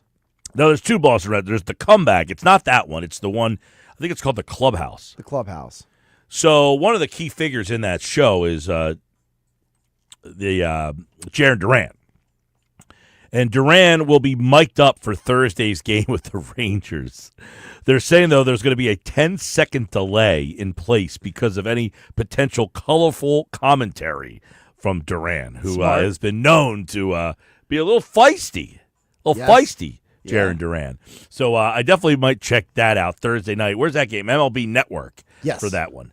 Definitely check that one out there. I have one episode left in that documentary. Nice. You made good progress there. Yeah, I You finish it tonight. I'm watching You right now. Not me. You. Not me. Netflix. Okay. This is the 5th and final season. Okay, so this is it. Once this it. is done, you're donezo. This is the 5th and final season. It just came out. They dropped it about a week ago. You ever see this, You? I mean, I've seen, like, when you're scrolling along and it starts giving you, like, the autoplay trailer. So, weird dude, bookstore, murders all his girlfriends, somehow always ends up with, like, hot chicks, and then, like, murders them, married, something happens, yada, yada, 5th season, coming to a close. Pretty much. That's how his life has gone, this guy. It's a pretty interesting twist here in the 5th season. Towards the end now, I think I'm like in this 5th or 6th episode, so I'll probably finish that tonight. But I need to finish that Red Sox thing, and I will probably, because Durant is kind of he's an interesting guy. I don't know if I want to like or dislike Durant. Interesting. He is kind of like, he's one of these guys that is very polarizing. He seems like a nice guy, but he's got like a side to him. He seems kind of like an everyman, but then there's things that he does. You're kind of like, what the, he got in some trouble the other night, I think, with a fan. In this season, yeah. In the real season, this season going on right now, yes. Yeah, he was serving back with that fan in the stand. Yeah, now the fan gave him some stuff based on what happened, what he said and revealed in this documentary, so I understand that. But, yeah, he's definitely a guy that I've kind of now wanted to kind of follow a little bit more, so check that out. Your curiosity's been piqued. Yes, indeed. No Phils tonight, though. No Phils tonight. No, you have the opportunity to watch some other stuff. Get them all taken care of. Yeah, I'm watching probably, I don't know how many episodes are in this final season of You, but I think I just finished the 5th or 6th episode last night, so probably a couple more. It feels like it's coming to the end. Feels like it's getting to the end. All right, coming up next, it's Football at 4 with Jeff Mosher. The Eagles have lost a executive in the front office. How key is that executive and what it could mean going forward? Plus, I want to ask Jeff Mosher if he watched any of the unscripted and get his thoughts on, wow, the Eagles would have traded up to 22 to get Campbell. All that and more, it's all coming up next on Football at 4.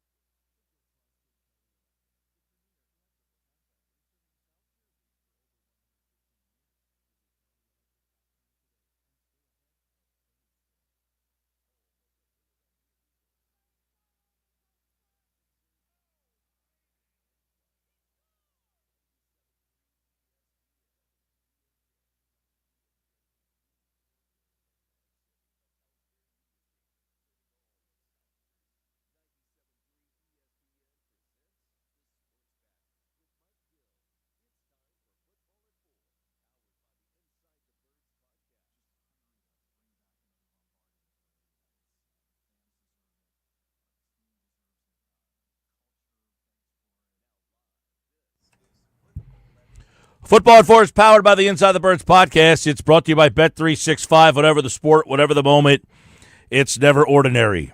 At Bet365, Jeff Mosher from the Inside the Birds podcast and Philly Voice is going to join me in just a couple of moments. Mosher will be on in a couple of minutes here. We'll get his take on some Eagles stuff here. I got the ESPN.com. Last week we did the CBS Sports Power Rankings. I wanted to see how they were a little different from the ESPN.com ones. I will tell you the Eagles are not number one in the ESPN.com ones. Now, are you surprised that they're number one in the CBS Power Poll, but they're not number one in the ESPN.com Power Poll? I am, because Pete Prisco made the CBS one. He was the Eagles hater almost all year. So the Eagles hater turns Eagles convert. Was ESPN says, not so fast, my friend. Well, they have Kansas City number one. Now, I would like to know. Now, Philadelphia, I would agree that their defense and their changes has their defense taken a step back. You know what? So, what do you think? ESPN.com has the Eagles, by the way, at number 2. They have Kansas City 1, Philadelphia 2. Okay? Right. Most improved position, they list it for each team.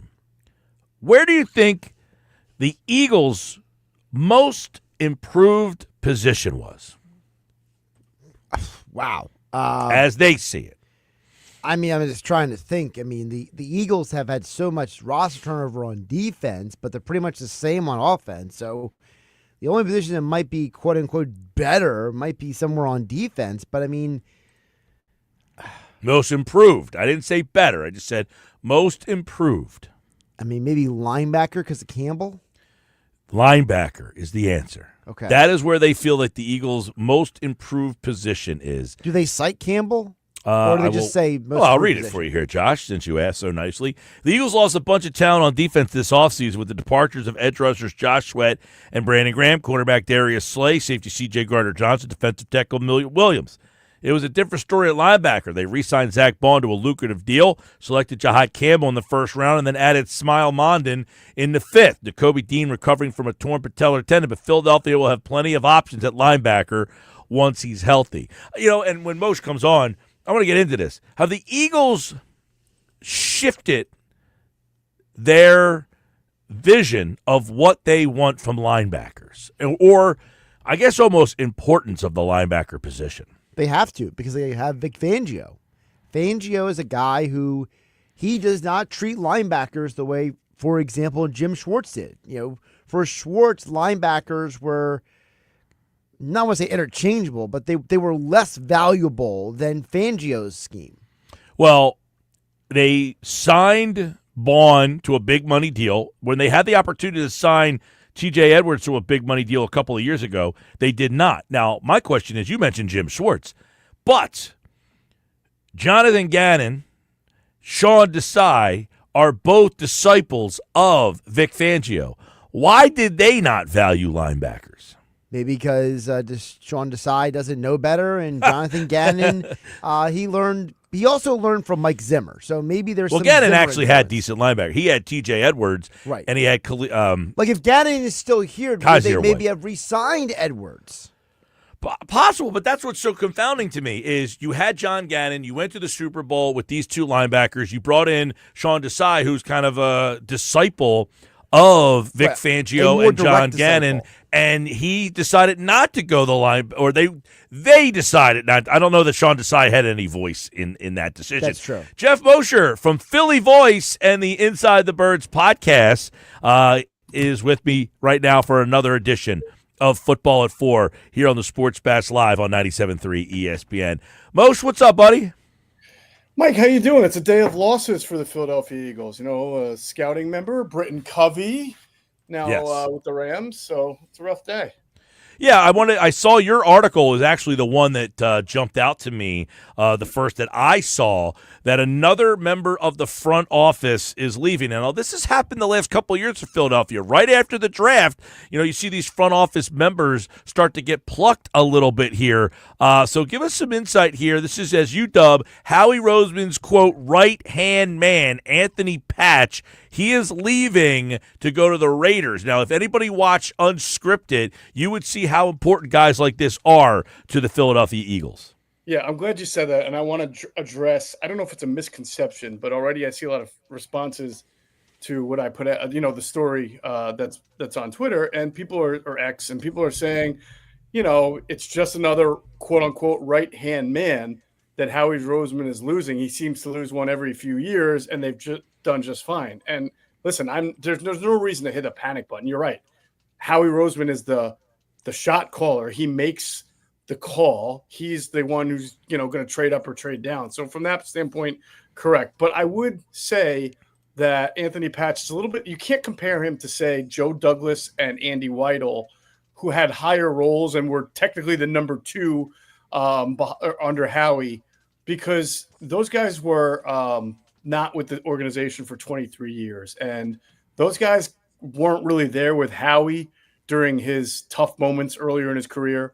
And then, of course, during the Chip Kelly banishment time, and Anthony Patch was. And Anthony and Howie and the owner, Jeffrey Lurie, they've been together a long time. They have a very good rapport.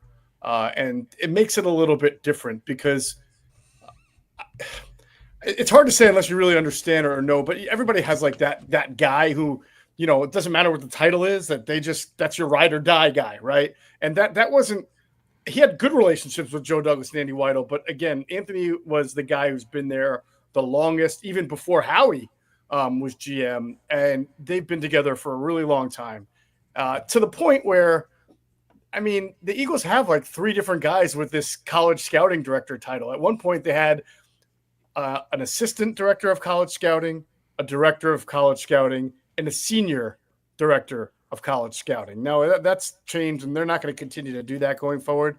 But Anthony was the senior director of college scouting, and they just felt like he needed to be the presence and the loudest voice of those college scouts, and he was very reliable. I'm not saying that the Eagles can't be a good team going forward. They certainly have had front office in place, but the point of the story and the message is this is a really a guy who's been really important to Howie Roseman throughout his career. Yeah, I guess the one question would be is, okay, if he's been around here for so long, how come he didn't have a higher presence or a bigger title or something to that effect? Yeah, there's some advantages to being in a position where you make pretty good money, you're rewarded with the team, but you're also allowed to work from your, he lives in Washington State, all the way across the country. He's a field guy. He likes to be out, likes to be, doing his scouting thing, which is going to campuses, getting to know coaches, getting to know the player. That's why they've been good. His scouting reports are, from what I understand, are always really good and thorough because he's out there doing that field work. If you're the assistant GM, you now become responsible for a whole lot of other things that maybe you just don't love doing. So we've all seen this, and some people are really happy with what they do and their job, and it's really not important for them to have a better title with more money if it means that they're doing something that's outside of their comfort zone. And I think that would probably best describe the situation here, where Anthony, he was doing what he liked to do the most. And even in Las Vegas now, you can see he's not doing anything different. He's a senior personnel executive, as I understand it, and it's going to be college scouting to the max for him.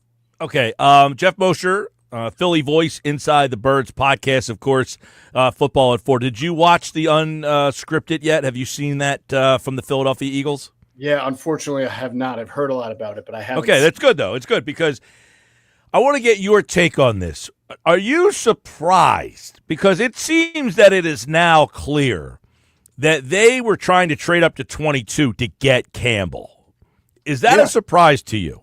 No, I didn't Howie even say. I think that there were some reports about that on the. Well, there was some insinuation that they tried to trade up to 22, but I'm thinking, okay, were they trying to trade up to 22 to get this guy, or was there somebody like they got him at 31? They were trying to move up to 22. It is now pretty clear to get him because there's a scene in the show where Lori says, "Hey, we've been trying to get you for an hour here," and it shows him on the phone with the Chargers, with the Vikings, with a couple of there's like 5 or 6 teams that he's trying to trade with, and they're all saying no. Hey, buddy, you want to move back with me? They're like no.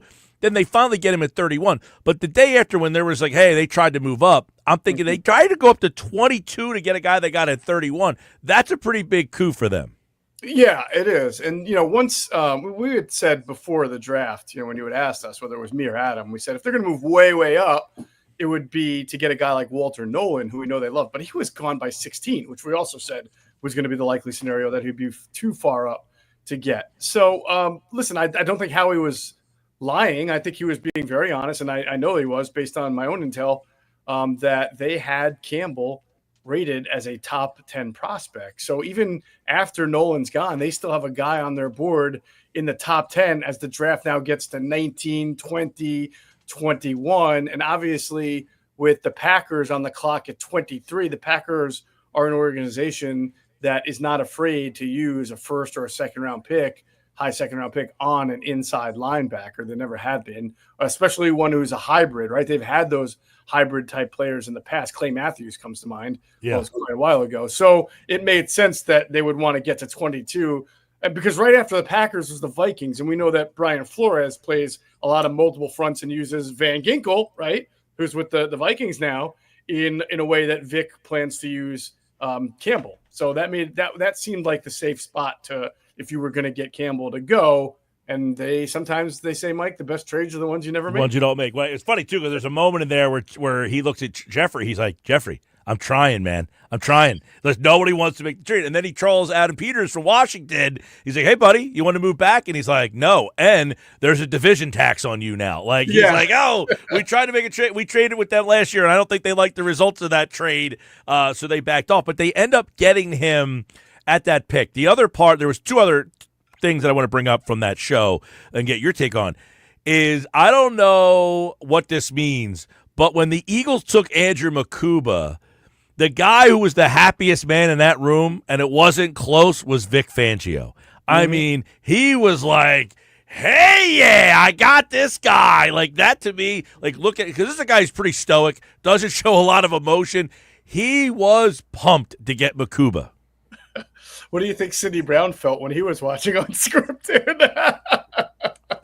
Good point. Good point. So, go ahead. I was just going to say it kind of goes back to the conversation we had the day, I guess the Monday after is the last time I was on with you from the draft standpoint. And there's an obvious fit to what Drew Makuba does and what Vic Fangio does as far as back end versatility and being able to roll your safeties up and down and move them in nickel and try to confuse quarterbacks with what back end of a defensive structure you're playing, because you're constantly changing that look after the snap, which it's harder for the quarterback to process. Like the quarterback knows something's going to change, but he may not know how it's going to change. And with Sidney Brown in there, who's really more of a box safety than anything, there's only so much you can do to confuse the quarterback on where Sidney Brown's going to be on any given snap compared to what they believe Drew Makuba can do. So that's why I think you saw Vic be pretty happy about that, because that's honestly the bread and butter of what Vic Fangio does. We know he's not going to blitz a lot. His whole thing is, how can I make life different on the quarterback by showing the quarterback a different picture? The third thing, and I think Jimmy Kempski over at Philly Voice wrote about this today, and it's what stood out to me. Yes, and I'm glad because you retweeted this, and I said, oh, Jimmy, what stood out to me also stood out to Jimmy, who covers the Eagles for Philly Voice, which is the day 3 approach. When Howie, we played the audio earlier. It was the one thing from the show. I came in this morning. I was like, I got to get that bite because it really stood out to me. And it's him basically saying, here is what Howie Roseman says. So we have this opportunity to get guys who will affect the team. And in 2018, we had one first-day pick. And then we came back on the third day. And in the 4th round, we drafted Avonte Maddox and Josh Sweat. We drafted Matt Pryor, and we drafted Jordan Mailata. That was an unbelievable draft. So the draft starts right now. So what we're going to do today is we are going to find the right guys for the Philadelphia Eagles. And it's going to go with the right players, with the right tools in their body and the right mindset. So he said, we want to find starters is something that he said. You know, a lot of people think third day, depth, try to find, and he's saying no. Our philosophy is we want to find starters. The draft starts right now. And I think that is a big reason why the Eagles have been so successful late in the draft. Yeah, Jimmy wrote a really good story about this on phillyvoice.com that you were mentioning, and he had some nuggets in there that everybody should really check out because it's a deeper story. Not Nick's Nuggets, Hair. No, not Knicks Nuggets, not Knicks versus Nuggets. Got me all confused. But the overriding point is that, and you've seen it work for them in the past. The Eagles are very traits heavy in the third round. They're also heavy on guys who may have had an injury at some point, and they are expecting back to full strength. There'll be a different player that made them either a second round or a first round. They like to get guys who fell through the cracks, like Moro Ajomo. When they picked Moro Ajomo in the 7th round, the teams I spoke to were like, man, we didn't think he would be around in the 7th round. And of course, I'd be like, well, then why didn't you guys take him? But they're good with that, and then they're not afraid to take some uncanny or unconventional risks like Jordan Mailata, which worked out. Why? Because Jordan Mailata had great traits. Now, he'd never played down a football in his life, but he had great traits, great athleticism, and they have Jeff Stoutland. That's not going to work out every single time on day 3. But again, if you get a few hits, then you're golden because nobody expects your day 3 guys to hit at all. Kyle McCord's a good example. He doesn't have athletic traits, right, compared to, say, even Will Howard, who went 2 picks later, who's a better athlete. But he's a very accurate quarterback, and he led the FBS in passing and attempts. Like, he threw the ball all over the place. There's really not too much wrong with him. It's just that nowadays everybody wants the athlete that can run around and throw like Josh Allen or Jalen Hurts, but he's merely your conventional pocket quarterback who has a few mechanicals to clean up, but you could really get something good out of that, a future number 2 quarterback. Yeah. If need be. I also like the they showed in there. They went around the room to every scout, and for them to kind of tout their guy. And I think obviously they allowed the scout who touted the guy they ended up picking. Like, that was the guy where they cut. They're like, hey, who's but Howie's like, okay, give me a center. And he points at the scout. Give me a center. Hey, I like Kendall, blah, blah, blah, blah, blah. Hey, give me a linebacker, Smile Munden. The scout said they think he's a 3-down starting linebacker in this league. That's what that scout said, yeah. Which, I mean, he's pretty light, Smile Munden. I think he's around 220, which is okay because the league is getting there.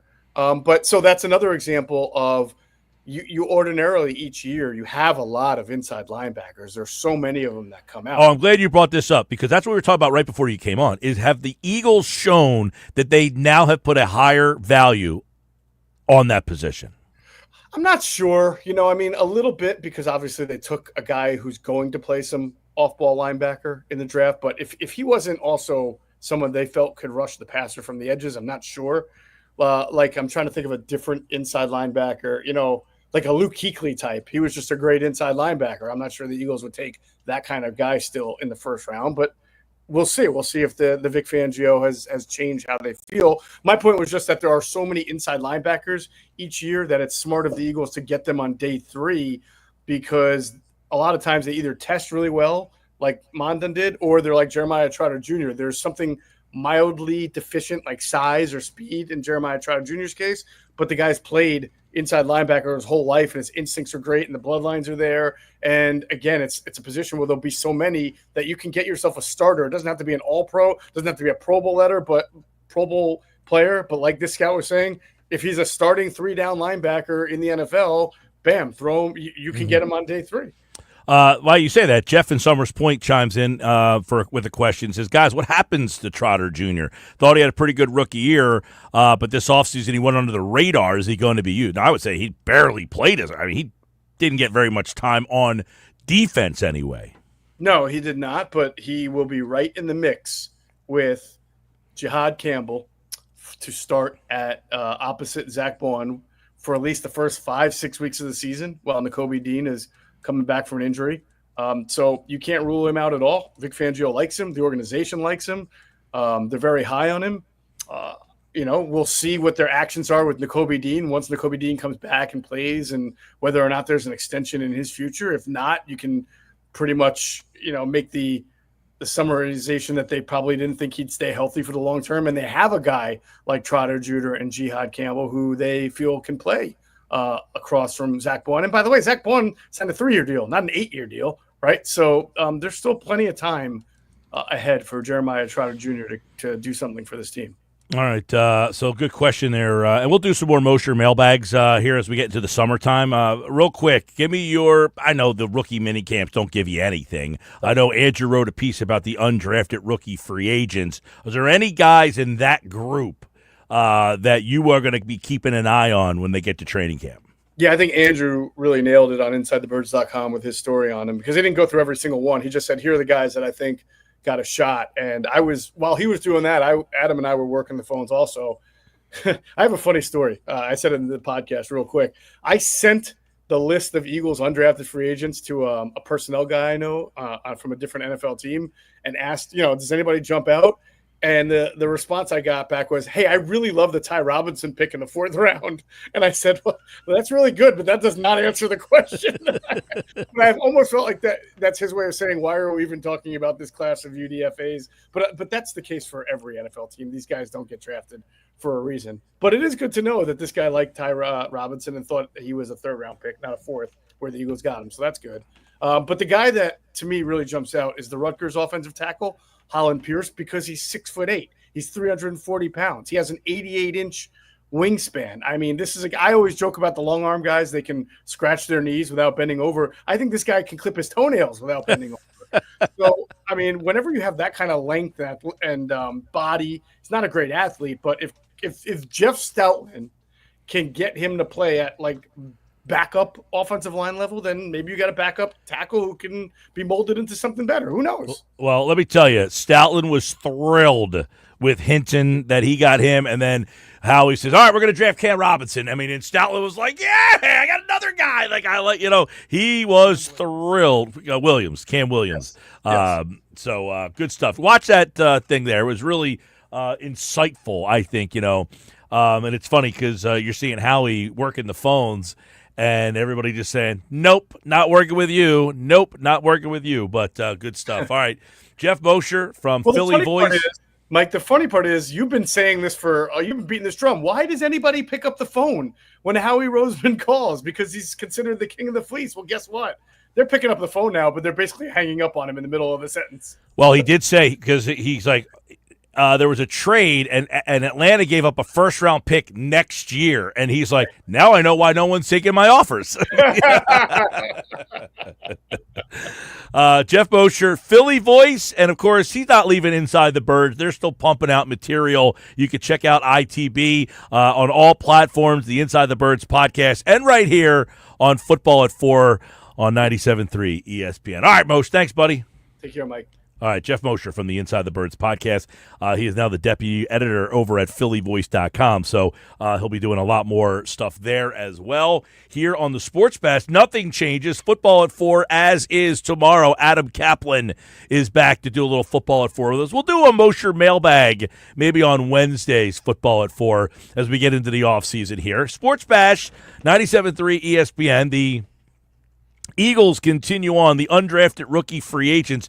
That's their latest podcast of which undrafted rookie free agents have a shot to make the team. Check that out over at InsideTheBirds.com. All right, I'm Mike Gill. This is the Sports Bash. When we come back, it's Knicks Nuggets.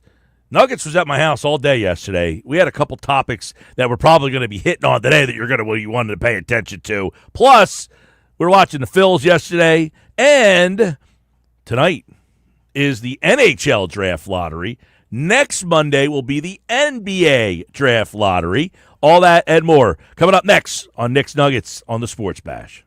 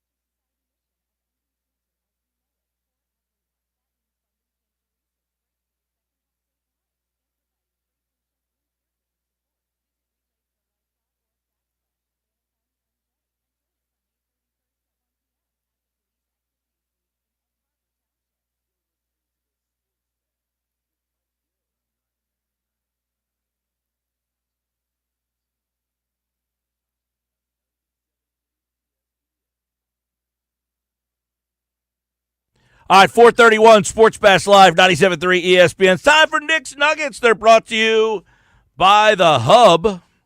Gear that works as hard as you do. Nick Earnshaw is host of the Shift podcast, and he is the producer of The Locker Room weekends on 97.3 ESPN. And he joins me right now for another edition of Nick's Nuggets here on a Sports Bash Monday, which we have a lot of stuff to discuss. Here we go with another edition of the Nuggets. What's up, Nick? Happy Monday. Happy Cinco de Mayo. Yesterday was May the 4th be with you. A lot going on early May, and there's a lot going on in the sports world today, Mike. I mean, I might have like extra nuggets left over for tomorrow. Who knows? Like, that's how many nuggets I came with today. I got tons of them, Mike. Well, that's fun. I'm intrigued. I want to see what you brought to the table today. We spent a whole day together yesterday. We did. And before I get to the nugget, I'll consider this kind of a half a nugget, all right, to get us started, okay? A little appetizer to start the Nuggets. You know, I learned something about you yesterday, all right? And we were watching the Phillies game together, and we were talking about beer. We do the happy hour Friday every single Friday. It's great. So I put out a poll. You are more of a can guy than a draft guy. So I put out a poll. Do you prefer to drink an IPA out of a can, or would you rather have it on draft? And 77% went draft, Mike Gill. You're in the minority on this one. Just wanted to put that out there. Yeah, well, when you put the poll together, I said, I'm going to lose this. I'm well aware that I was going. So I went in and knowing that I'm in the minority here, that most people, when they have a cold beer, they generally like a draft beer. I am in the minority. I prefer a canned beer. Okay. I'm with the 77%. I'm going draft over can. Yeah, but you prove my point. You are not a big beer drinker. Yeah, that's true. Yeah, like you like a beer, but you're not like an aficionado. So you go draft beer when because that's what's available to you. And I gave my reasonings, and that was kind of pushed back on by people. And I said, I think sometimes when you get a beer out of the draft at a establishment, sometimes it might have a little taste to it because the lines might not be cleaned out, a little mildewy, a little musty in there. So, hey, I rather prefer mine out of the can. Now, I go to a lot of breweries, which is only draft beer. So I'm not anti-draft beer. But I go to a lot of breweries, but I also buy a lot of brewery stuff at liquor stores within the can. And I prefer it from the can when I buy it at a store more than I do when I go to the brewery. I'm glad we settled this. You're a can guy. You've now maybe scarred me. I might become a can guy now, but I'm going to stick with draft. Maybe I'll learn something from the aficionado in Mike Gill at some point. I'm not an aficionado whatsoever, but I wanted to put that out. Hey, listen, if you're going to drink beer with somebody, you picking me or your twin? Oh, my twin. He's a good-looking guy. I mean, it's a good guy right there. I mean, if it's my twin, he looks like me. I mean, hey, we're not trying to pick up ladies here. I'm saying if you want good tutelage, tutelage on how to drink a good beer, you hanging out with yourself, you're going to go with someone like me. I trust myself to learn. I'll get you there faster. All right. Sounds good, Mike. All right. Let's go. Nugget number one. I want to talk about the Phillies a little bit and Kyle Schwarber's importance. He kept the on-base streak alive yesterday. And, it just feels like, I know at his age, there's discussion about his contract situation, et cetera. And we know the Phillies in the past have made mistakes keeping guys too long. They've signed guys to long-term contracts. We talked about the Turner thing. I don't think it'd be a mistake to sign Kyle Schwarber for another 3, maybe 4 years. That back end of the contract might not be great, but man, he's the leader in the National League in home runs right now. The guy's mashing the baseball. He's so important to this team, especially in the clubhouse. He's a guy I just want to stick around. I don't know if I could see the Phillies being the Phillies, especially this iteration of the ball club, without Kyle Schwarber. I think it would be a massive mistake if they don't re-sign him at some point, whether it's in the offseason or during the season this year, because it just feels like he's too important to this team. He's a glue guy, Mike Gill. Schwarber is one of those guys. It's hard to envision the team moving forward without him. He is in a interesting spot where his age starts to come into play here, right? You start to wonder when does his power and all of the stuff, take a step back. Now, he is a designated hitter. How much money can you pump into a guy who only plays as a DH? He doesn't play in the field really. He is 32 years old. He played yesterday. I have no problem. I said before, I have no problem with Schwarber playing the field, left field. They went to the World Series with him. Now, I'm not sitting here saying, what are you guys missing? This guy's a great outfielder. He's capable. He'll make a catch. He gives you an effort out there. That's what he does. He gives a high effort in the outfield. So my point is, if you could get a guy to hit right-handed and I'd have no problem with him. You've already proven as an organization I can make a World Series with him playing left field. So I don't think we should look at it like you can't put him out there. He's horrible. He'll get the job done. Is he going to make great plays? Not necessarily. He played that ball off the wall yesterday. Bang, he held that guy to a single. Thought he made a good throw to the plate yesterday. It was misplayed a little bit. Is he going to be a Gold Glove level left fielder? No. But listen, at 32 years old, there's more mileage on him because he hasn't played the outfield. So I think that's one of the reasons why the Phillies should consider, locking him up for another big deal. But I hate to look at this team. Here's the problem I have. We talked about this yesterday. Trey Turner, you're going to be paying him $27 million when he's 35, 36, 37, 38, 39, 40. You can't have a plethora of guys playing at 36, 37, 38, 39. That's not a recipe for success. All right, then let me put this question out to you and the audience out there. Would you rather keep Schwarber or JT Realmuto? If you had to pick between one or the other, are you going Schwarber or Realmuto? I personally would go Schwarber.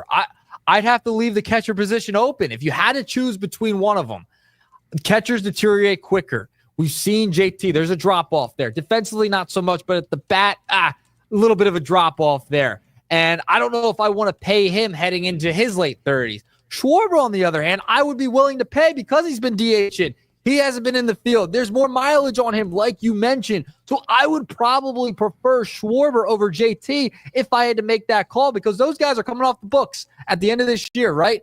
I would choose Schwarber over Realmuto. Realmuto, he's a great player. He's been a great catcher throughout his career, great Philly, but it's time. He's had the knee injury. And I thought, and you and I talked about this ad nauseum before, that JT Realmuto should have been playing first base, should have been getting days off a little bit more throughout the past couple of seasons, and they did not do that, and that's going to shorten his career, especially with the Phillies.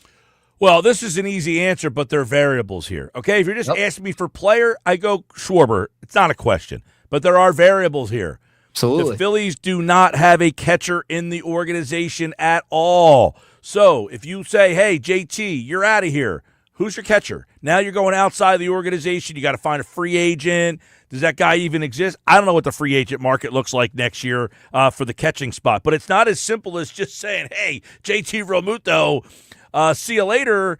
But I agree. It goes right back down the road. JT Realmuto, Kyle Schwarber is 32 years old, all right? So he's 32. You take a look at JT Realmuto, he's 34.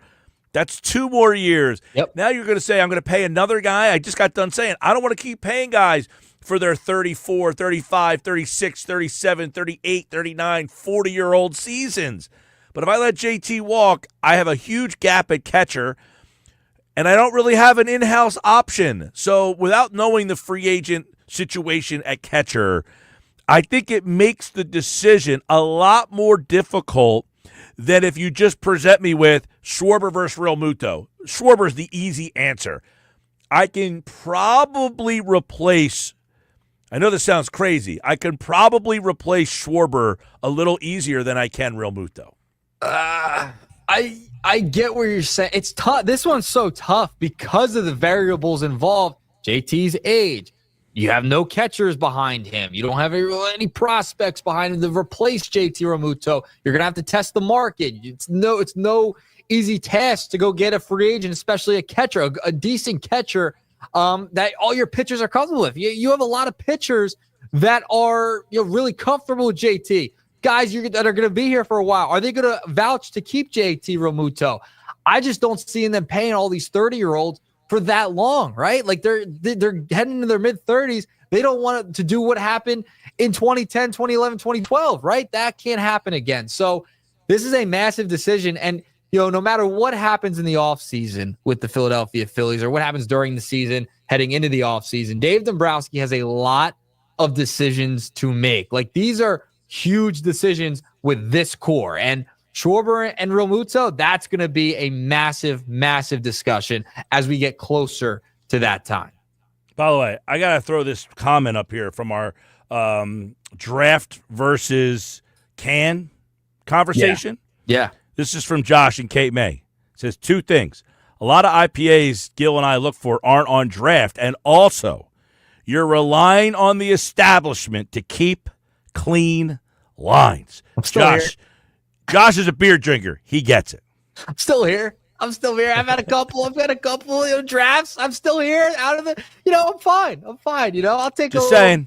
It adds a little personality, a little flavor. Maybe it makes the beer better, Mike. I mean, who knows? A little flavor. I'm just saying, when you know what you're trying to taste, you can taste when it doesn't taste the same.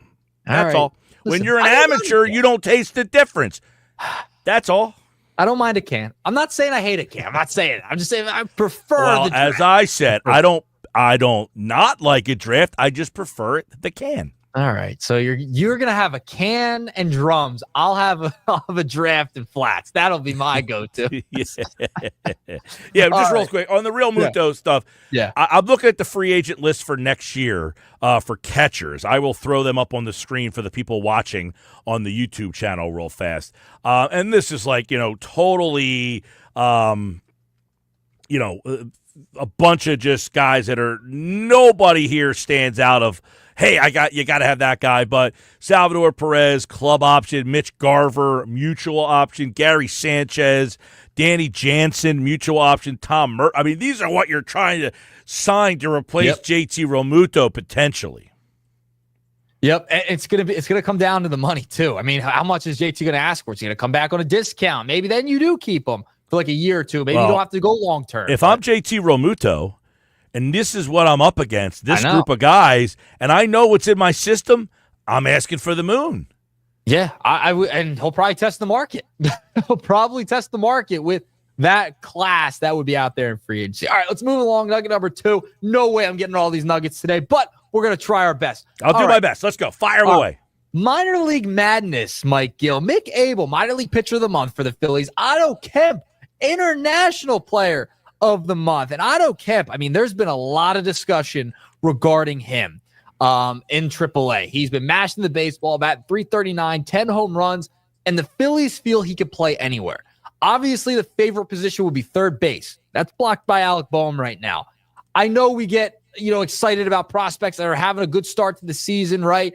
He's come up from single A last year to AAA. He's risen through the ranks. He had injuries in high school. I get it. He's not the most popular prospect out there. And no one was really talking about him for a little while, but now he's entered the fray of maybe you bring him up to the big club, right? So, Mike, with the minor league madness, is Otto Kemp someone to keep an eye on because he is a right-handed bat? Yeah, this one's an interesting one with Kemp. He's not some big-time prospect. He's one of these guys who kind of is in the Weston Wilson kind of 4A, but maybe has now elevated to that, hey, can he cut into the the major league roster? Where does he play? You just mentioned he plays all over the place, not known for his defense. They're playing him all over because he's not good anywhere defensively. Listen, there are top-level prospects that come up and hit 350 in the AAA. They come to the majors and they're hitting 150. It is a big jump from AAA pitching. So I hate when people get so excited for a guy hitting 270 and he has a bunch of home runs. Derek Hall smashed a bunch of homers at AAA. He comes to the majors and he's Derek Hall. Right. I'm not saying Otto Kemp can't come up and maybe he surprises us all, but I don't know that I don't think he's the right-handed bat that this team's lacking. I agree. And you know what? Why not leave him down in AAA? Let him mash down there. Because you know what you can do? try and trade him. Use him as a trade chip. You get more value at the deadline. Be like, hey, we have this guy who's been rising through the ranks in the system. You can utilize that as a trade chip at the deadline. I think that could work. Now, I'm not saying you get like a ton for him, but he could be a kicker in a bigger deal. That could be huge. If he continues to be consistent with the power and at the AAA level, that could be something to watch for his other teams being, hey, I'm interested in that right-handed bat. You can move off of him. Don't bring him up. Trade him. Here's a problem. Here's the problem. Number one, it's it's admirable that you throw that out there. He's 25 years old, so he is past the prospect status of his career. He's 25 and at AAA. He should be doing what he's doing. Now, he's hitting 344 with 10 homers and 35 RBIs. He's been outstanding. Now, I will say, you look at his AA numbers from last year. He hit 258 with 11 homers. Is anybody excited about those numbers? I mean, he's made progress. Some guys are late bloomers. I mean, you could get something out of him. I'm not saying you're going to get the moon for him, but you could utilize him and his success in a trade. Maybe a Ranger. You pair him with Ranger or something. Oh, listen, yeah. If you want to just say if that will sweeten the pot, my point is, I don't think absolutely. My point is, I'm going back to what he did last year. There's not enough for people to say, man, this guy has been good at every level. What are you guys missing here? No, he hit 258 last year with 11 homers. He's got 10 homers right now. So he's way above where he was a year ago. So, yeah, maybe he's a late bloomer. Maybe he's gotten off to a late start. But my point is, he has a track record of minor league baseball that nobody is, for instance, in 2 A-ball seasons, he hit 12 homers. I know. The power is finally showing up at some point. That's what I'm saying. I'm not saying – that's what I mean. Like, I don't know if we want to bring him up. I don't think he's a savior. I think he's someone you keep at AAA, let him cook down there, and then move off of him at the deadline. Trade him. I would use him as a trade chip. Absolutely. If somebody wants him in a deal, yes, you don't hesitate. He's not one of these guys that you hesitate to trade. Absolutely. Now, again, part of the reason is he's a 25-year-old guy. He has no position. He's a late bloomer. So, yeah, if somebody wants him and they're going to give you something because they say, man, what are you guys are missing something with him. We've seen it. Then you take that shot. He's a third baseman. He's a second baseman. He's a first baseman. He's an outfielder. He's Weston Wilson. Yeah, I wouldn't. I'm not like huge on bringing him up. That doesn't excite me very much. It's great. He's mashing down in AAA. I think you can utilize that and maybe use him as an additional piece in a trade later on, especially if he keeps it up consistently. All right, moving along. Nugget number 3. I don't know if you saw this, Mike. I saw this right before Nuggets today. Bill Simmons put out a trade package surrounding Joel Embiid to the Lakers for 2 first-round picks, expiring contracts, and that's what you would get, pretty much, for Joel Embiid. You move off the contract. Does that make much sense? What was the deal? So they would send 2 first-round picks and their expiring contracts, a bunch of expiring contracts to the Sixers for Embiid. Does that make any sense, or do you just go for it with Embiid again? I'm not in the big camp. I know I'm in the minority probably here too. I'm not in the camp that I have to get rid of Embiid. I'm willing to take another shot with Embiid if I get in the lottery here. If I get in the lottery here. Now, next week, you're going to find out if you're in the lottery. If I'm not in the lottery, I might change my thoughts and say, all right, we didn't get a young player to kind of build around. Let's see maybe a different direction here. Yeah, it's fascinating. That was an interesting one from Bill Simmons. We can expand on that a little bit tomorrow, Mike. And I see you put up another text about the lines are crucial. I'm still going draft and flats, all right? Hey, I'm just saying, people are texting in. If you're listening out there, do you prefer draft beer or the beer in the can? Now, I think most people go with you and say draft. I do think that. But you're seeing that there are people, and I would imagine these people know what they're talking about and why they think the way they do. Live a little, all right? Just live a little. So if I can insert in here, Nick, as the guy who's in between both of your age groups, okay? My opinion is it's always draft when you're at the brewery. Well, you don't have a choice. But if I'm not at the brewery, if I'm at the local restaurant I say you don't have a choice. But if I was at the brewery and you could buy the can, I'd get the can. but you can't. You're not allowed to drink a can in the brewery. See, I'm going dive bar, any bar, brewery, draft. See, to me, if you're at the dive bar, I want the bottle. No, I'm going the draft. bottle's out for me. I'm a big bottle guy. Bottle in your hand. Yeah. What do you think of the aluminum bottle? Oh, I'm out on the Not a bottle. fan. Not a fan of the aluminum bottle. I'm out. We That can all is- agree. As a That collective, is Clearwater Threshers rookie ball right there. brutal. Yeah. Oh, The it's aluminum bottle is such Awful. a fugazi. Awful. Yeah, can't do All it. right. Text us in. What do you like? The draft of the can. Let us know. 609-403-0973. That's today's Nuggets. Peace. All right. Nuggets are back tomorrow. They're brought to you by The Hub. Gear that works as hard as you do. Not beer that works as hard as you do. Gear that works as hard as you do. Knicks Nuggets every day here on the Sports Bash Live on 97.3 ESPN. I'm Mike Gill. Coming up, final hour of the show. We'll look back at the weekend that was. Rob Thompson, 6-man rotation? Huh? Really? Is that what we're considering? We'll get into that. Ranger Suarez made his uneven debut. And have you been watching any of the NHL and NBA playoffs? They're all happening right now without the winter sports teams. No Sixers, no Flyers. But the Flyers have a big night tonight. We'll explain coming up.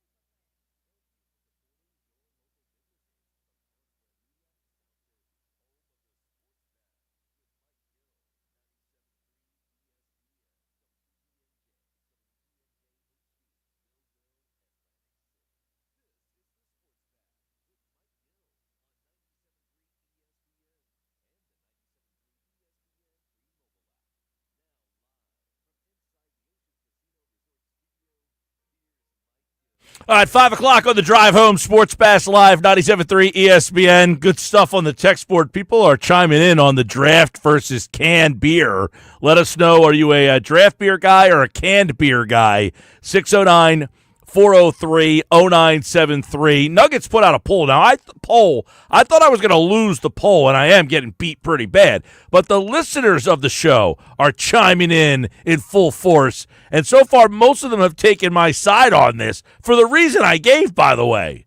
All right, more Sports Bash on the way. Another hour of the show. Ryan Rothstein's back for another hour of the Sports Bash Live on 97.3 ESPN as he joins us with a lot going on. Phillies weekend, got the NHL draft lottery tonight, the NBA draft lottery a week from tonight. You had game sevens all over the place. Second round has started off, and a whole bunch more is happening. So let's check out today's Rye or Cy.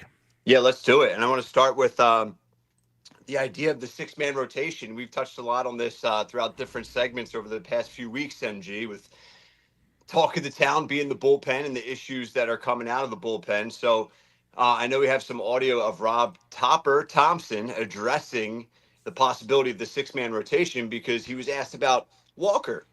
I mean, you can pick a card, any card, whether it's Walker, Suarez, right? But this conversation and this question was about Taijuan Walker going to the bullpen, and Thompson had this to say when asked that question. Here he is.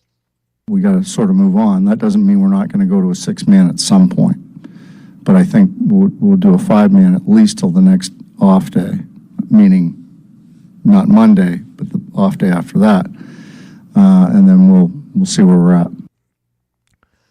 I mean, I hate the idea of the six-man. I think it's so it's so out of touch as far as what this team needs right now in order to solve its problems. I don't know if they're just afraid to send one of those guys to the bullpen, afraid to have that conversation, but I sigh at the idea of that completely. Yeah, I sigh at a six-man, but I will say this, just to think outside the box and play the other side. If your starters are getting deeper into games, you need less of your bullpen. Sure. So, I mean, if you are they have going to allow their starters to go deep into games? That's a fair question, but if they're pitching every sixth day instead of every fifth day, maybe they have a little bit longer of a leash because they're not being used as much. Maybe it takes a start or two off of each guy. I don't love it, believe me. I am not a fan of the six-man, but my point is, hey, because one of the problems with putting a guy into the bullpen who's never pitched out of the bullpen, and we talked about this last week, we don't know what their bounce back is. You know, like, hey, if I throw on Tuesday 23 pitches, can I give you another quality bullpen appearance on Wednesday night? Bullpen guys are used to pitching back-to-back days or 3 out of 4. They can throw 17 pitches one day, 13 pitches the next. You know, the starting guys, we don't know what their bounce back is. Hey, if I throw 23 pitches on Tuesday, can I help you out on Wednesday, or am I done for 2 days? So that has to be taken into account when you're then throwing guys, into the bullpen. Yesterday you had a situation where Taijuan Walker had pitched on Thursday night as a starter. Well, now he was in your bullpen, and he was really, it seemed like, unavailable to help you yesterday because he had thrown 85 pitches on Thursday night. Now, 85 pitches is different than 25 pitches. But if he throws 25 pitches, on Saturday, can he throw again on Sunday? That's where you have to have these guys in the bullpen be able to help you. They got to be able to pitch 2 days in a row, and if they can't, that limits your options in the bullpen. There's only one way to find out, right? There's only one way to find out. I mean, you're right. I agree with it, obviously, right? You need to figure out which guy has the potential bounce back, which guy doesn't. But I'm sitting down with this guy, whether it's Walker, whoever you decide to potentially have this conversation with and make this decision on, and say, listen, you want to go to the bullpen or do you want to go down to AAA? I mean, one guy's getting left out. So, hey, bud, do you want to try and help us win a World Series? Or do you want to go to AAA? I mean, that's sometimes not the guys. He can't. His body might not allow him to do it. It's not like he doesn't want to. Sure. He just might say, "Listen, I just physically can't be as good on back-to-back days." than I can being a starter. Look, that's what the Phillies need to figure out. I think Ranger Suarez, everyone just assumes, throw him in the bullpen. He's fine. He's never pitched in the bullpen other than 2 times. Like, that's not what he has done. And the 2 times he pitched in the bullpen in the playoffs, they weren't on back-to-back days. So, yes, he can go pitch in the bullpen one game and say, I'll close the game out for you, but you didn't need him the next day. So it's not one of these things where it's just, throw him in the bullpen, or why don't they do this? The Phillies have a bunch of guys who do not have experience being bullpen arms. Now, that doesn't mean you can't try them in that role. My point would be, just don't expect, like, hey, the guy's a really good starter. We don't need him as a starter. Throw him in the bullpen and he'll be fine. That's not necessarily the case. No, absolutely. But I think you need to find out. I mean, would you rather have a 6-man rotation, Mike Gill? No. Or would you rather have – okay, so you'd rather have the conversation or rather figure out which one of those 6 can potentially make the transition to the bullpen? Absolutely. Now, listen, Ranger Suarez started off as a reliever earlier in his career, so I think he can possibly do it. I think most people are remembering Ranger from that playoff run where he saved a game. He came in relief here and there, but they weren't on back-to-back days. I think he can do it. I don't think Taijuan Walker is nearly – first off, I don't think Taijuan Walker is a guy that I want in my starting rotation, let alone in my bullpen. I don't want him in either. I really don't. Yeah, exactly. It's one of those things where I don't think you're looking at a scenario where the Phillies think Taijuan Walker helps all that much. No, I mean, yeah, that's where this conversation started because Topper was asked about Walker, and then he sort of transitioned that question by saying they're going to go to a 6-man. I mean, listen, maybe the 6-man rotation is good for the next few months of the regular season, right? Here's what I think, though. I don't think Walker isn't, to me, he's not in this equation. When he says we might go to a 6-man down the road, that to me might be when Painter's ready. And then they bring up Painter, and now it's like, then we might go to a 6-man rotation when Painter gets here. I don't think they're trying to bend over backwards for Walker. To me, he's an insignificant piece of this. By the way, give him credit. He had 6 starts. He pitched way better than anyone would have imagined based on what he did last year. But he's not a guy that I think they're bending over backwards to try to appease. No, as they shouldn't. And to your point, I think it makes sense for when they decide to bring up Painter because you're going to have kitty gloves on with Andrew Painter. You're going to have the bubble wrap around him. You're going to have everything possible to protect him. So, him going every 6 days instead of every 5 seems to make more sense, but how does that impact the big guns? How does that impact Wheeler? How does that impact Luzardo?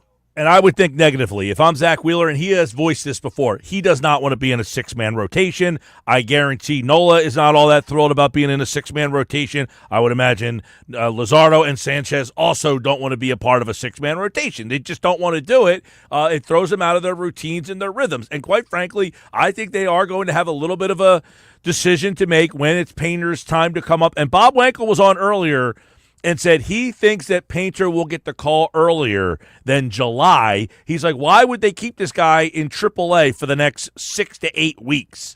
I agree. We've been having those conversations. What does it make sense to do? All right. And you have all these question marks with your bullpen and your rotation. Like, bring the dude up. Bring him up. If his arm feels good, let him get those innings up here instead of wasting those innings down where they're meaningless.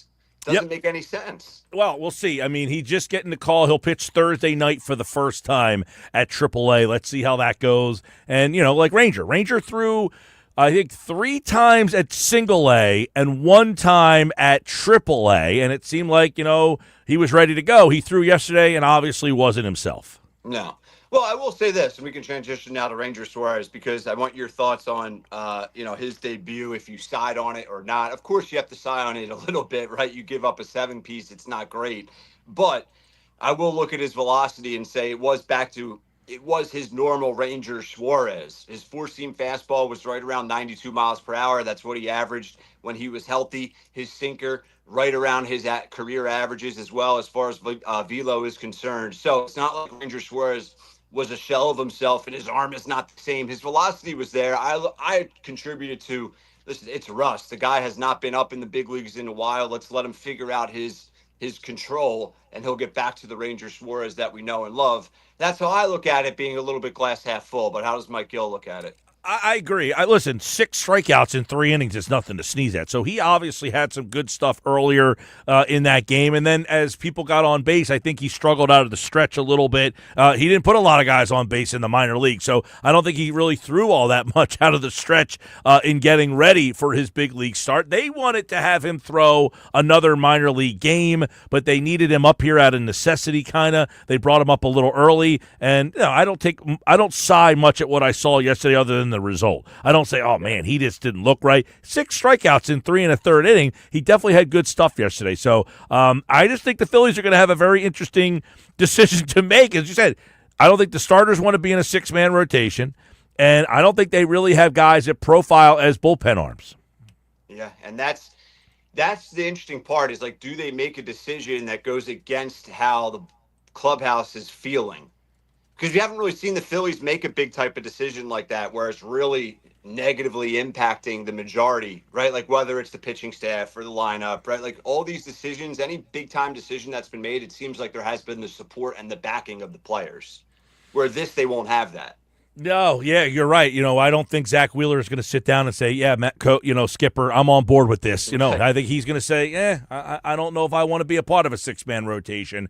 And look, big picture to get these guys less innings is something. But look, the horses at the top, they don't want less innings. They want their work on time when it's their turn. They don't want to have to be sitting around waiting for that 6th day to come around. And they already don't pitch enough. Maybe that's me like being old school in the thought, but these guys can go more. It's like we don't need him to go be out there less. We need Zach Wheeler less. We need Luzardo out there less innings. Like, no, I don't think that's our answer to all of our problems. Luzardo, I would say I just push back with Luzardo a little bit is he is coming off of an injury from last year, so I guess that's why he hasn't quite put his foot on the gas as much as. I think they do monitor him a little bit more than some of the other guys. Yeah. Point is, you want your aces out there as much as possible, right? That's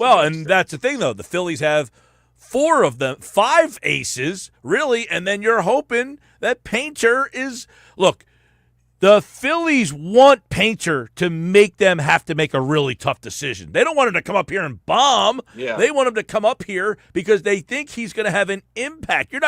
This isn't like a participation trophy. Hey, man, congratulations on working your way back from Tommy John surgery. You get a start in the majors. No, he's coming up here because they think this is where he belongs. So when he gets the call, this isn't like hey, great job getting back. This is, we think you're one of the 5 best pitchers we have, and you're going into the rotation. And that's the interesting part is hopefully he forces the Phillies to make a tough decision. And the difference in this team making a World Series run, winning a World Series or not, is going to be the decision that they make if he's going well. As we talked a lot about over the past week, right? Like that's going to be the difference is, okay, Painter's going well. What do we do? I think that the decision of how and what they do to fix their bullpen. Right now, they're on pace to win 90 games with this bullpen. They're on pace to win 90 games. That's unbelievable. It is. They have to know, and Bob Wankel was on earlier and brought this up. They have a bottom 10 bullpen in all of baseball right now. You cannot win a World Series with a bottom 10 bullpen. Can't do it. So they have to be strategic and figure out if they can get creative with what they have, or do they have to make a move to change the dynamics of this bullpen? And if that means you have a surplus of starting pitchers, you might have to sadly shake that up a little bit. I saw the Phillies get compared to, it's like, should we have seen this coming with Dombrowski? Dombrowski's teams with the Detroit Tigers, when Scherzer was there, they had a excellent starting rotation. They had big boppers in the lineup. They had Miguel Cabrera, who else did they have in the lineup with big bats? And they had a bottom 10 bullpen. Those Detroit Tigers teams, when Dombrowski was there, he ended up putting together the Phillies the same exact way that he pieced together those Detroit Tigers teams. He has completely ignored and disregarded the bullpen. for whatever that's I worth. complained about this a couple weeks ago. I said I'm tired of the rent and arm bullpen philosophy that he just keeps finding these vagabond and cast-offs. And look, he's been getting away with it because he gets to the World Series. He's had successful teams. So he looks at it as, I don't need to invest a lot in my bullpen. But good teams have good bullpens. That's what it comes down to. Now, if you develop your own pitchers, you don't have to pay them as much. But they haven't been able to do that. Do you believe that Dombrowski will be toast if the Phillies fall short this year? Right, we haven't talked a ton about Dombrowski, but I look at how his team has been put together. I mean, sort of a Captain Obvious statement here, but I haven't heard a ton of people touch on this, if I'm not mistaken. I mean, he has to get the can. He's responsible for this. Yeah, I would say at some point, do you just say we need to shake something up? And, Thompson, then he goes on the list. Hey, we have a lot of guys that are still signed. We can't trade all these guys. Thompson becomes part of the decision. Hey, do you bring the manager back again? Or do we just, hey, we have the same core group of guys. We need to shake the manager up a bit. Yeah, well, the manager, as we discussed, may not be doing too much. What exactly does he do here? It's funny. I was reading this article this morning. I saw this article. There was a poll question. I forget who put this out. I'll find it in a second. But this is what it says. Phillies fans grade Rob Thompson's April. So 5% gave him an F, 15% gave him a D, 5% gave him an A, 34% gave him a B, and 41% gave him a C. And the article says, okay, I'm a belief that in today's game, the manager is very little bearing on the ultimate outcomes of games. Most of the work is done behind the scenes, the setting of the lineups, crafting the bullpen plan, and managing the personalities. So seeing most people find him to be average, maybe slightly above, is interesting. What exactly has Thompson done that would make someone think that he's a part of the problem? I agree there are some decisions that he has made that have you head scratching, but you could probably point them out on one hand. But his point is exactly what I've been saying all along, is that a lot of these things are done behind the scenes, and he was surprised that Thompson is a part of this. But my point is, you can't trade and get rid of all these players. So even if you don't think Thompson's a part of it, that's generally what it comes down to, either the GM or the manager. And I would think the GM, I don't know how many more years he wants to keep doing this, but he has a better track record than the manager does. For sure. But, the C grade is such a cop-out. I don't take anything. It's like the Phillies had a tumultuous roller coaster average April, and that's the C grade. It's like you don't know how to grade that month, right? It's like you can't give him a B. You know the team has potential. You don't want to give him a D or F. The C grade is such a cop-out. It's like, I don't know. I would agree. But here's the thing. I think those people are coming to terms with what I've been saying a lot is I don't really think the manager has much impact either way. They're basically saying, he's either good, bad. I don't know what the hell. I think people are saying. It's Dombrowski. It's especially when you look at those Tigers teams. It's like he has built this team the identical way with a complete ignorance and oversight of the bullpen. That's a problem. But what a lot of problems that Topper gets into, I think, is he's hamstrung by the players that he's been given sometimes. Yeah. You go to the bullpen and you don't have a very good bullpen. Well, I'm going to guys and they're not getting the job done. Yeah, well, they stink. It's right. It's like who could have Topper have gone to? Right? If he goes to whatever, if he goes to Strom, how many times can he go to him? Right? Like you only have two guys back there. It's a problem. Well, this happened yesterday where he had to use Alvarado for 2 straight innings because he really didn't have another option. Yeah, exactly. And that's not what you want to do ideally, especially on, May the 3rd, whatever it is. So we shall see, man. All right, let's transition because I posted a couple videos last week about the 76ers potential, not hot takey, but you and I talked about this last week. Like, would Daryl Morey potentially entertain trading the number 1 overall pick? And I got a lot of comments and Sixers fans talking about it with different types of reactions. Some saying, what are you doing? No way. You have to go for Cooper Flagg. Others saying, no, go trade for Kevin Durant. Now, there's going to be a lot of talk about trading Joel Embiid. There's going to be a lot of talk about what the Sixers do depending on where the ping pong balls fall, Mike Gill. So I just sort of want to reassess this. Do you still feel the same way about the 76ers drafts? I know it depends on what pick they get, but I still think they should look to trade for a Kevin Durant or a Giannis if they get the 1 or 2 overall pick. I'm not saying 100% trade that pick, but I think it would be malpractice of Daryl Morey if he ends up with the number 1 overall pick to not pick up the phone to the Milwaukee Bucks and see what they would want for Giannis Antetokounmpo. That's all I'm saying. Yeah, I mean, you make the call, absolutely. But here's what I'll say: like, I am kind of like you watch the Clippers last night, okay? Or yesterday afternoon. James Harden. I watched a lot of that. Was it Saturday that game? I think that game was on Saturday. Yeah, Saturday. Because now I'm thinking about it. I was outside. I had that game on the one TV, the Phillies on the other. So it was Saturday. I was outside. And I'm watching that team, and yes, it's Harden, so it's easy to make the Harden jokes. He doesn't show up in Game 7, blah, blah, blah, blah, blah. But they have Kawhi Leonard, who has shown up in Game 7s before, and thank you, TNT, for replaying the Kawhi Leonard shot. I happened to tune in right when that happened. They have a guy who has finished in Game 7. You have James Harden. The team just looks old. I don't want old players. I don't need old guys anymore. I'm done with now. Giannis is a different guy. He's a guy Giannis that I still. Is not old. Giannis is. Well, Giannis was drafted in the same draft as Embiid. It's a good question. I don't want to. Maybe right around there. I have to look that up. He might have been in the Michael Carter Williams draft. It might have been Michael Carter Williams because Michael Carter Williams got drafted right around. Giannis is still the difference. Giannis is probably in the best shape out of any NBA player in the entire league. And when he's out there, he's a top 2 guy in the league. It's Jokic and Giannis. Those are the 2 best players in the NBA right now. So you're getting arguably the best player in the entire league we're talking about. We're not talking about an all-star. We're not talking, this is the guy.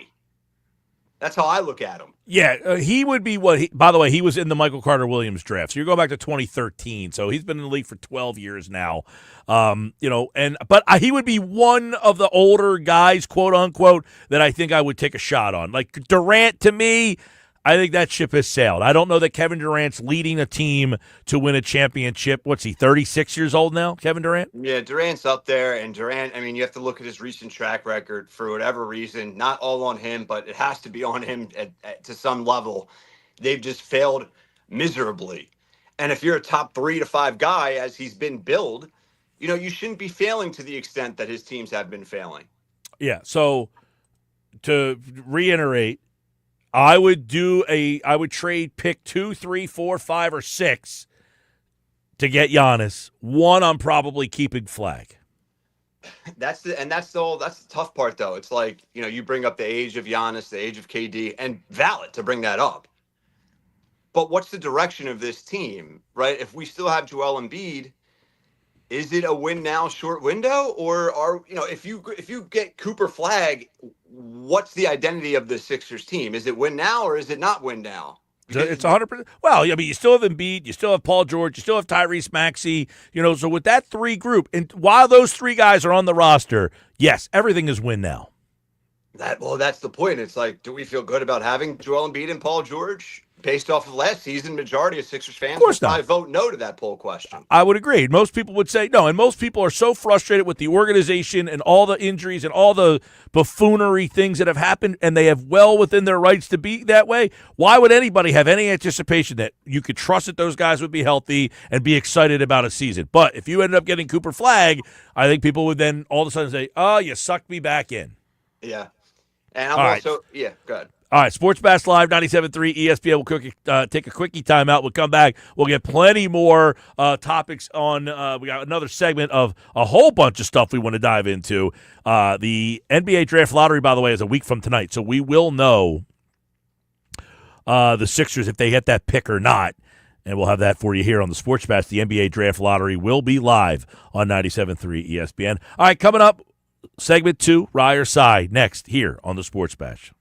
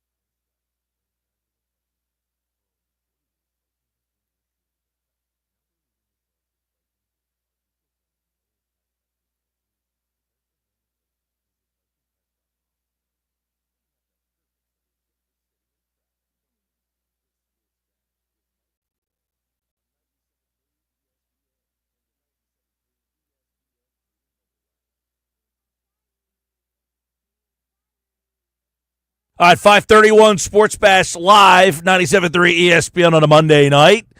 Yeah, diving into some stuff. The draft lottery is a week from tonight. We'll find out if the Sixers keep that pick or not. Big night for them. Big night for the Flyers tonight. They have the draft lottery tonight for the NHL. So we'll see if the Flyers can end up with a top 5 pick here. They got a good chance at that. They've also got a pretty good chance at landing that number 1 overall pick, but it is not the best odds for them. The Sixers have a decent shot, not a great shot at getting the number 1 overall pick, but obviously they need to be in the top 6. They cannot get out of the 6 because if they do, they owe that pick to the Oklahoma City Thunder based on a trade that they made 5 years ago for Al Horford. For people who are wondering when that trade was made, it was made in 2020. They traded Al Horford. They threw in a future first-round pick. Well, that future first-round pick is a 2025 pick, top 6%. So even if the Sixers get that pick this year, they owe it to Oklahoma City next year, no matter what. So they better hope they get the pick this year and then next year get themselves out of the lottery so they don't have to worry about where that pick lands next year. Yeah, the league isn't that cruel, is it? The Sixers are not going to fall out of the top 6, are they? They can't be that cruel. Well, they have a 4% chance of staying in the top 6. Yeah, the odds are in their favor. That's for sure. They are. But last night, a couple of interesting storylines I want your thoughts on. So Denver had David Alderman, who's their interim head coach. Alderman now has more Edelman. Yeah, what did I say? Alderman? Yes. Yeah, his son or his dad, what's his dad's name? Rick. But more playoff wins than regular season wins all time. First coach in NBA history, 4 playoff wins compared to 3 regular season wins. They take out Kawhi. All the talk was, this Clippers team with Kawhi, they're going to make a run. Not so fast with a coach that basically is non-existent. Jokic has been coaching them. So, your thought on, the coach's impact, that all factors into being non-existent. And Golden State takes out the number 2 team, Houston Rockets. It's like, is that good or bad for the league? Because Houston played hard all year long. They earned that number 2 spot. And at the end of the day, it didn't even really matter. Well, my feeling on the NBA coach and his importance, so this kind of backs me up again on this one. I was told that Eric Spoelstra was the greatest coach ever. They lost by 80 in that game the other night. So you could have 80. Wow, they were down by They lost down by 50. They lost by 50. Yeah, they lost by 50. The question about Golden State, well, it's interesting. It's a bad look for how important your regular seasons are to have that happen. Right. But the NBA needed Golden State. They've lost the Lakers, so ratings-wise on the Western side, if Houston would have won, they would have had nothing. I mean, Oklahoma City as the 1 seed is not great for ratings. Minnesota, not great for ratings. Denver, not great for ratings. And who's the other team? Houston. If Houston would have advanced, not great for ratings. So they needed Golden State to get there. But you're right. It's not a good thing because on the Western side, all the favorites moved on except for Golden State. On the Eastern side, though, I think all the favorites moved on. Yeah, in the East, we have Cleveland and Indy. And by the way, I think the Pacers win that series. I had the Pacers before that Game 1 win, for whatever that's worth. And then a great series, Knicks-Boston. I mean, that's the classic old-school New York versus Boston series. I think Boston takes care of them in 5 or 6, but still going to draw a decent amount of ratings while they go head-to-head. Yeah, the East got the matchup they wanted with the New York-Boston, but on the flip side, the Indy-Cleveland has no interest, even though it'll be a good series. That game was fun last night. I did watch a lot of that game back and forth, big 3 late in the game, Indy. Yeah, but no one really cares about Indy and Cleveland right now. So you got pretty much the Boston-New York series will do well in the ratings, and then Minnesota and Golden State will do well because Golden State will draw people in, and you have Ant-Man now who's a draw. But if Minnesota is the only draw in the series, that's not going to do well. No, yeah, it helps that they're going up against Golden State. And I think Denver OKC is going to draw too now that Denver won. I mean, even if LA won, you have Kawhi, you have James Harden, you have superstar punch there. But you have Jokic going up against SGA, and that's been the debate of MVP this year. So I think that's going to be a good clash that draws some good TV ratings. Hopefully, I don't know. Yeah, I mean, Oklahoma City's tough because they were the 1 seed last year. They got knocked out. Now they're back. And look, that team's awesome. They're just so young. And yes, SGA, but I don't know that Oklahoma City just not known to the common fan. Yeah, sure. They're absolutely loaded, and it would be devastating for the league if Denver somehow knocks them out because they need OKC to take that next step on a national level, to your point. I mean, they have the star power, the young star power. Chet Holmgren's a beast. SGA's a beast. They bring in Hartenstein over from New York. He's been a God savior. Love that move for them. Yeah. I said before the season that the Knicks would take a step back, and that seemed – I mean, yeah, they went to the second round, but last year they went to the conference finals. I think they get knocked out in the second round this time. But, you take a look at Oklahoma City. That team's absolutely loaded, and they should be loaded for the next, 10 years. Exactly. Yeah, they have all guys under 23. I mean, that could be a college team, really, that OKC team. Yeah, and they went through 2 process seasons. They were really bad for back-to-back seasons there, and really prospered from those 2 draft classes. They were really bad in 2021. They were really bad in 2022, and they landed 2. But their GM did a lot of what the Sixers tried to do. He just kept making trades, and every time he made a trade, he kept getting a pick back in return. But the difference for them and Sixers, they hit on all their picks. They've hit on all their picks. Their picks have stayed healthy. I mean, it's Sam Presti we're talking about. It's Presti's viewed right now as arguably the best executive in the entire NBA, and rightfully so. I mean, that team has just been an absolute success from top to bottom, looking at their roster. My goodness. Yep. Well, and for the people I say all the time, look, I think Morey does a good job. Is he the best? Absolutely not. You told me there was somebody. You told me I can get Sam Presti. Morey, thanks for your service. I'll see you later. If you told me Bob Myers is coming here, fine. I'll say, Morey, out. You see ya. I don't know, though, that there's a GM out there right now that's really going to change the dynamics of this Sixer team. No, absolutely not. I mean, there's some things that are going on and that have gone on that are out of any one person's hands. So you can blame Daryl Morey. Fine, but I don't think it's fair to rip him out. I mean, life in pro sports is not fair, but you can't rip him out now. Did you know this year is the only season in Daryl Morey's entire career that he had a losing record? A team that he put together had a losing record? Did you know that? I didn't know that. I haven't seen that, no. I'm not surprised. The it makes worst, sense looking back. Yeah. The worst, he had a 500 team once, 41 and 41. The worst team besides that was 34 and 32. That was a strike-shortened season there. And he was 42 and 40 back in 2009. Morey has won in his career 60% of his regular season games. He's been to 2 Western Conference Finals. With the Sixers, he has won 56% of his games. And that's with this year where they lost 58 games. So right. This is the first season that Morey has ever put together a team that had a losing record. Who do you think in Philadelphia sports will go front office exec and head coach / manager? Who is the first one fired?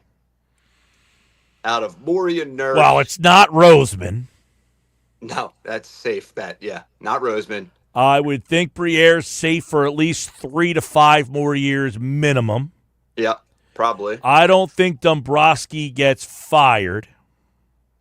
Or you think he would step down? That would be stepping down, parting of ways, whatever. He will not get fired. Dombrowski is, by the way, Dombrowski's 68 years old. So, okay, I'm going to step down. It's time. That's the way that will go. So the answer would be Morey. And I think if Morey and the Sixers rely on Nurse? They might be a package deal. Wow, you think they would both go at the same time? Well, here's my thing. If next year you come back with Embiid and George, okay, and the same thing happens, that they both get hurt and can't play, and the season goes off the rails, they're both gone. Yeah. I mean, it would, yeah, yes. And deservingly so, by the way. If you're saying, My plan is to bring back Joel Embiid and Paul George and run it back again. Fine. But now you're putting the risk of if these guys get hurt and you trusted them, that's on you. Also, it depends on what happens in the draft, of course. But let's look at Daryl Morey's track record. And you're right, going off that assumption if it goes down that way. But knowing Daryl Morey and what he's done throughout his career, let alone here in Philly, he always makes a change. Go look up what he's done in offseason, in between seasons. Very rarely does Daryl Morey, quote, run it back. He doesn't run things back, even on good years. He doesn't run things back. And this was a historically infamous year for him and the franchise. There's no way Daryl Morey's running this back, whether it's Paul George gone, whether it's Embiid gone, whether it's trading the number 1 overall pick. I'm telling you, Daryl Morey's going to do something drastic. It's his MO. I wouldn't be shocked. You're absolutely right about that. My question will be, and I know there was a bite here from Ryan Russillo, who mentioned this. Let's play this. This is from the Ringer podcast with Bill Simmons and Ryan Russillo. This is what Russillo and Bill Simmons were talking about. Can you think of anything where, if you're the Lakers, you go, now I have to think about this a little bit? Embiid? That's something the Lakers would traditionally do. Talk about get out of jail free cards. I think the Sixers will do it in a second. We'll give you all of our expirings and a first, and we'll get you out of the Joel Embiid business. Here's your get out of jail free card right now. You don't have to deal with them anymore. So he's saying, and then a little bit later on in that, he mentions, I know the Sixers were interested in trading Embiid at the deadline, which can't be true because they were not allowed to trade Embiid at the deadline because of his extension rules. So, right. Now they can trade him. So my question is, were people calling him and saying, hey, would you be interested in trading Embiid in the offseason, yada, yada. But the thing he threw out, hey, would the Lakers take him, give you all their expiring? So I guess the question I have is, are you interested in a deal that doesn't make you better, it just wipes Embiid off the books? So my point is, if you're Daryl Morey, and you are basically saying, look, you need to get this right, trading Embiid for expirings and a number 1, I don't think helps you get it right. Not in the short term, no. But do they want to get out of the Joel Embiid business, as they just, put it? It depends on the conversations that are being had between Daryl Morey and Josh Harris. Is Daryl Morey here for the next 3 to 5 years? Right? Or is he maybe on the hot seat? That's the difference between making that type of move and not making it. So I don't know if you're interested in getting out of the Joel Embiid business for nothing in the short term, right? But I don't even know if the Lakers, I can't see the Lakers wanting Joel Embiid for that. Forget the Sixers wanting to do it. It's a fun hypothetical. This is me, and I know I'm probably in the minority here. I think fans and people are more worried about Embiid than the Sixers are. I don't know, man. I probably, but let me just add, you're right, but that doesn't mean the Sixers aren't worried. They might be, but I feel like the whole thing was a mess this year. The season got off the rails. Now he hasn't played since, when was the last time he played a game? I think all that time off. He needs to bounce back in a big way, MG. Yeah, I agree. But my point is, I think Sixers fans are just so tired of him and the whole problem, and he's always hurt and yada, yada, yada, that it's manifested bigger than maybe the problem actually is. I don't know, man. I hope you're right with that, because that would mean, hopefully he bounces back in a MVP type of way this year. But you look at the track record, fans are a little bit oversensitive, sure, and we're a little bit irrational, sure.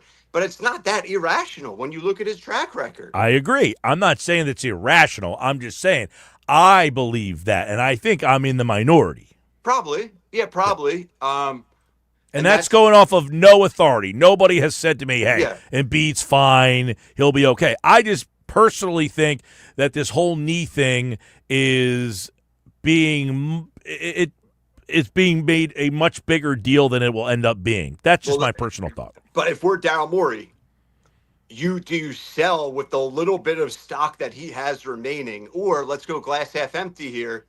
It is as bad as some of the biggest worriers are thinking it is, right? Like, it's worse than we think. and he comes back this year. He's a shell of himself. He misses 53 games, and it's a mess again. Disaster. You have no trade. You can't trade him at all now with this contract. So do you try and sell a little bit high if you're Daryl Morey? Hey, Morey's in a tough spot because that bite that we played last week from Brian Windhorst. Do we have that bite handy, or is that not in the system right now? The Windhorst bite last week when he said they're both back in part because ownership was on board with the decisions that Morey made. Well, if you say you're back, what's your plan? I'm giving you the benefit of the doubt because I agreed with you last year. Now what? And you say, I'm bringing Embiid and George back. We're going to run it back. If I'm the owner, I say, okay, here's what Windhorst said, by the way. I was mildly surprised, but I heard that, ownership was on board and agreed with and endorsed, signed off, whatever you want to call it, with the moves that they made last year. And the two big ones are obviously signing Paul George and extending Joel Embiid. Josh Harris, David Blitzer, it wasn't like Daryl Morey went to them and said, this is what we have to do. No doubt. We got to do it. And they disagreed. They were on board with it. So they were on board with it. So now it's like, hey, we listened to you. We're on board. What's your plan now? You have no room for error. You can't say, hey, I'm bringing those two guys back. We're going to run it back with those guys. Now ownership says, fine, if that's your plan, but if it doesn't work out, now you're gone. That's insinuating, though. It's interesting that Wendy used mildly surprised that ownership was on board because that's insinuating that Daryl Morey went to them with a PowerPoint presentation saying, hey, this is what we got to do. Whereas it's more likely that they were in unison of ownership saying, no, we want to do this. I think they did. Look, if you're the owner and you don't need to be sold on this, you don't say, Dr. J, get on a plane and fly to L.A. and take your shoes off. That wasn't Morey's idea. Right. Exactly. That's why Morey's not fired. They're not looking at Morey and saying, you told us to do this. No, they're saying, we all wanted to do this. Maybe. I think it's more 60-40 ownership went to Morey saying, hey, I think we should do this, and Morey agreed. Well, and this is what Morey had said. That's why we had to sign Joel, because we had to have him locked up to convince George to come here, because he wouldn't have come here had Embiid's future been in limbo. And Russillo and Bill Simmons, they mentioned, they phrased it, get out of the Joel Embiid business. How much are they going to be looking to get out of the Paul George business, right? I think they're more inclined to get out of the Paul George business than they are the Embiid business. You got to keep in mind. There's no ties there. There's nothing built. Exactly. Yeah. All right, that's Ryer's side today. Good back and forth. We'll do it again tomorrow. Happy Cinco de Mayo. All right, see ya. All right, more Sports Bash. The Bet365 play of the day wraps us up next.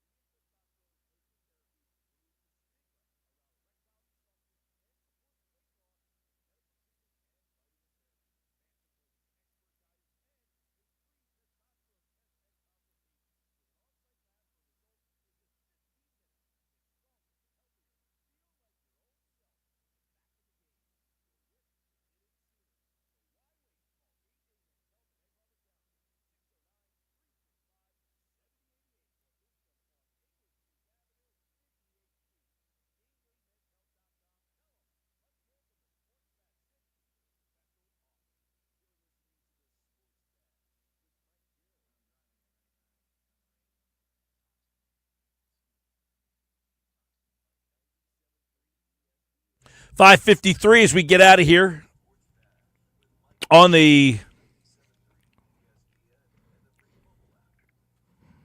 All right, confusing there, but here I am.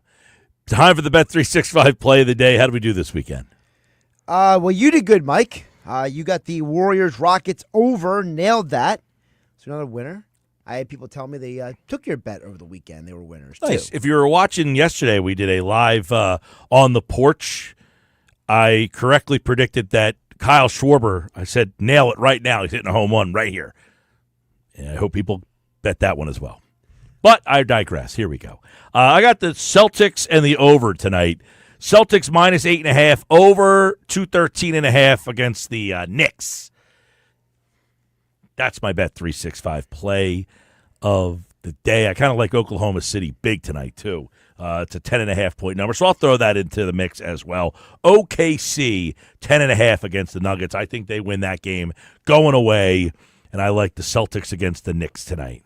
Quick question. Do you think it's because the Nuggets are coming off the 7th game, they're going to be sluggish? Yep, and I think the Thunder are just way better. I just think they're just a better team. I think that Oklahoma City team's ready. They've been the team that's been like the 1 seed. They got knocked out. I think they've been making their little bit of ascend, and I think they win this series probably 4-1. SGA MVP? For the league, maybe he should be. I mean, number 1 seed, best team, best player. He should be. It's him or Jokic. But I do think the Celtics beat the Knicks. I wouldn't be surprised if they sweep the Knicks. I've said all year long, I think the Knicks got worse than they were a year ago. And I think you'll see that play out in this series. All right, everybody, that's it for me. I'll be back again tomorrow right here on the Sports Bash live on 97.3 ESPN.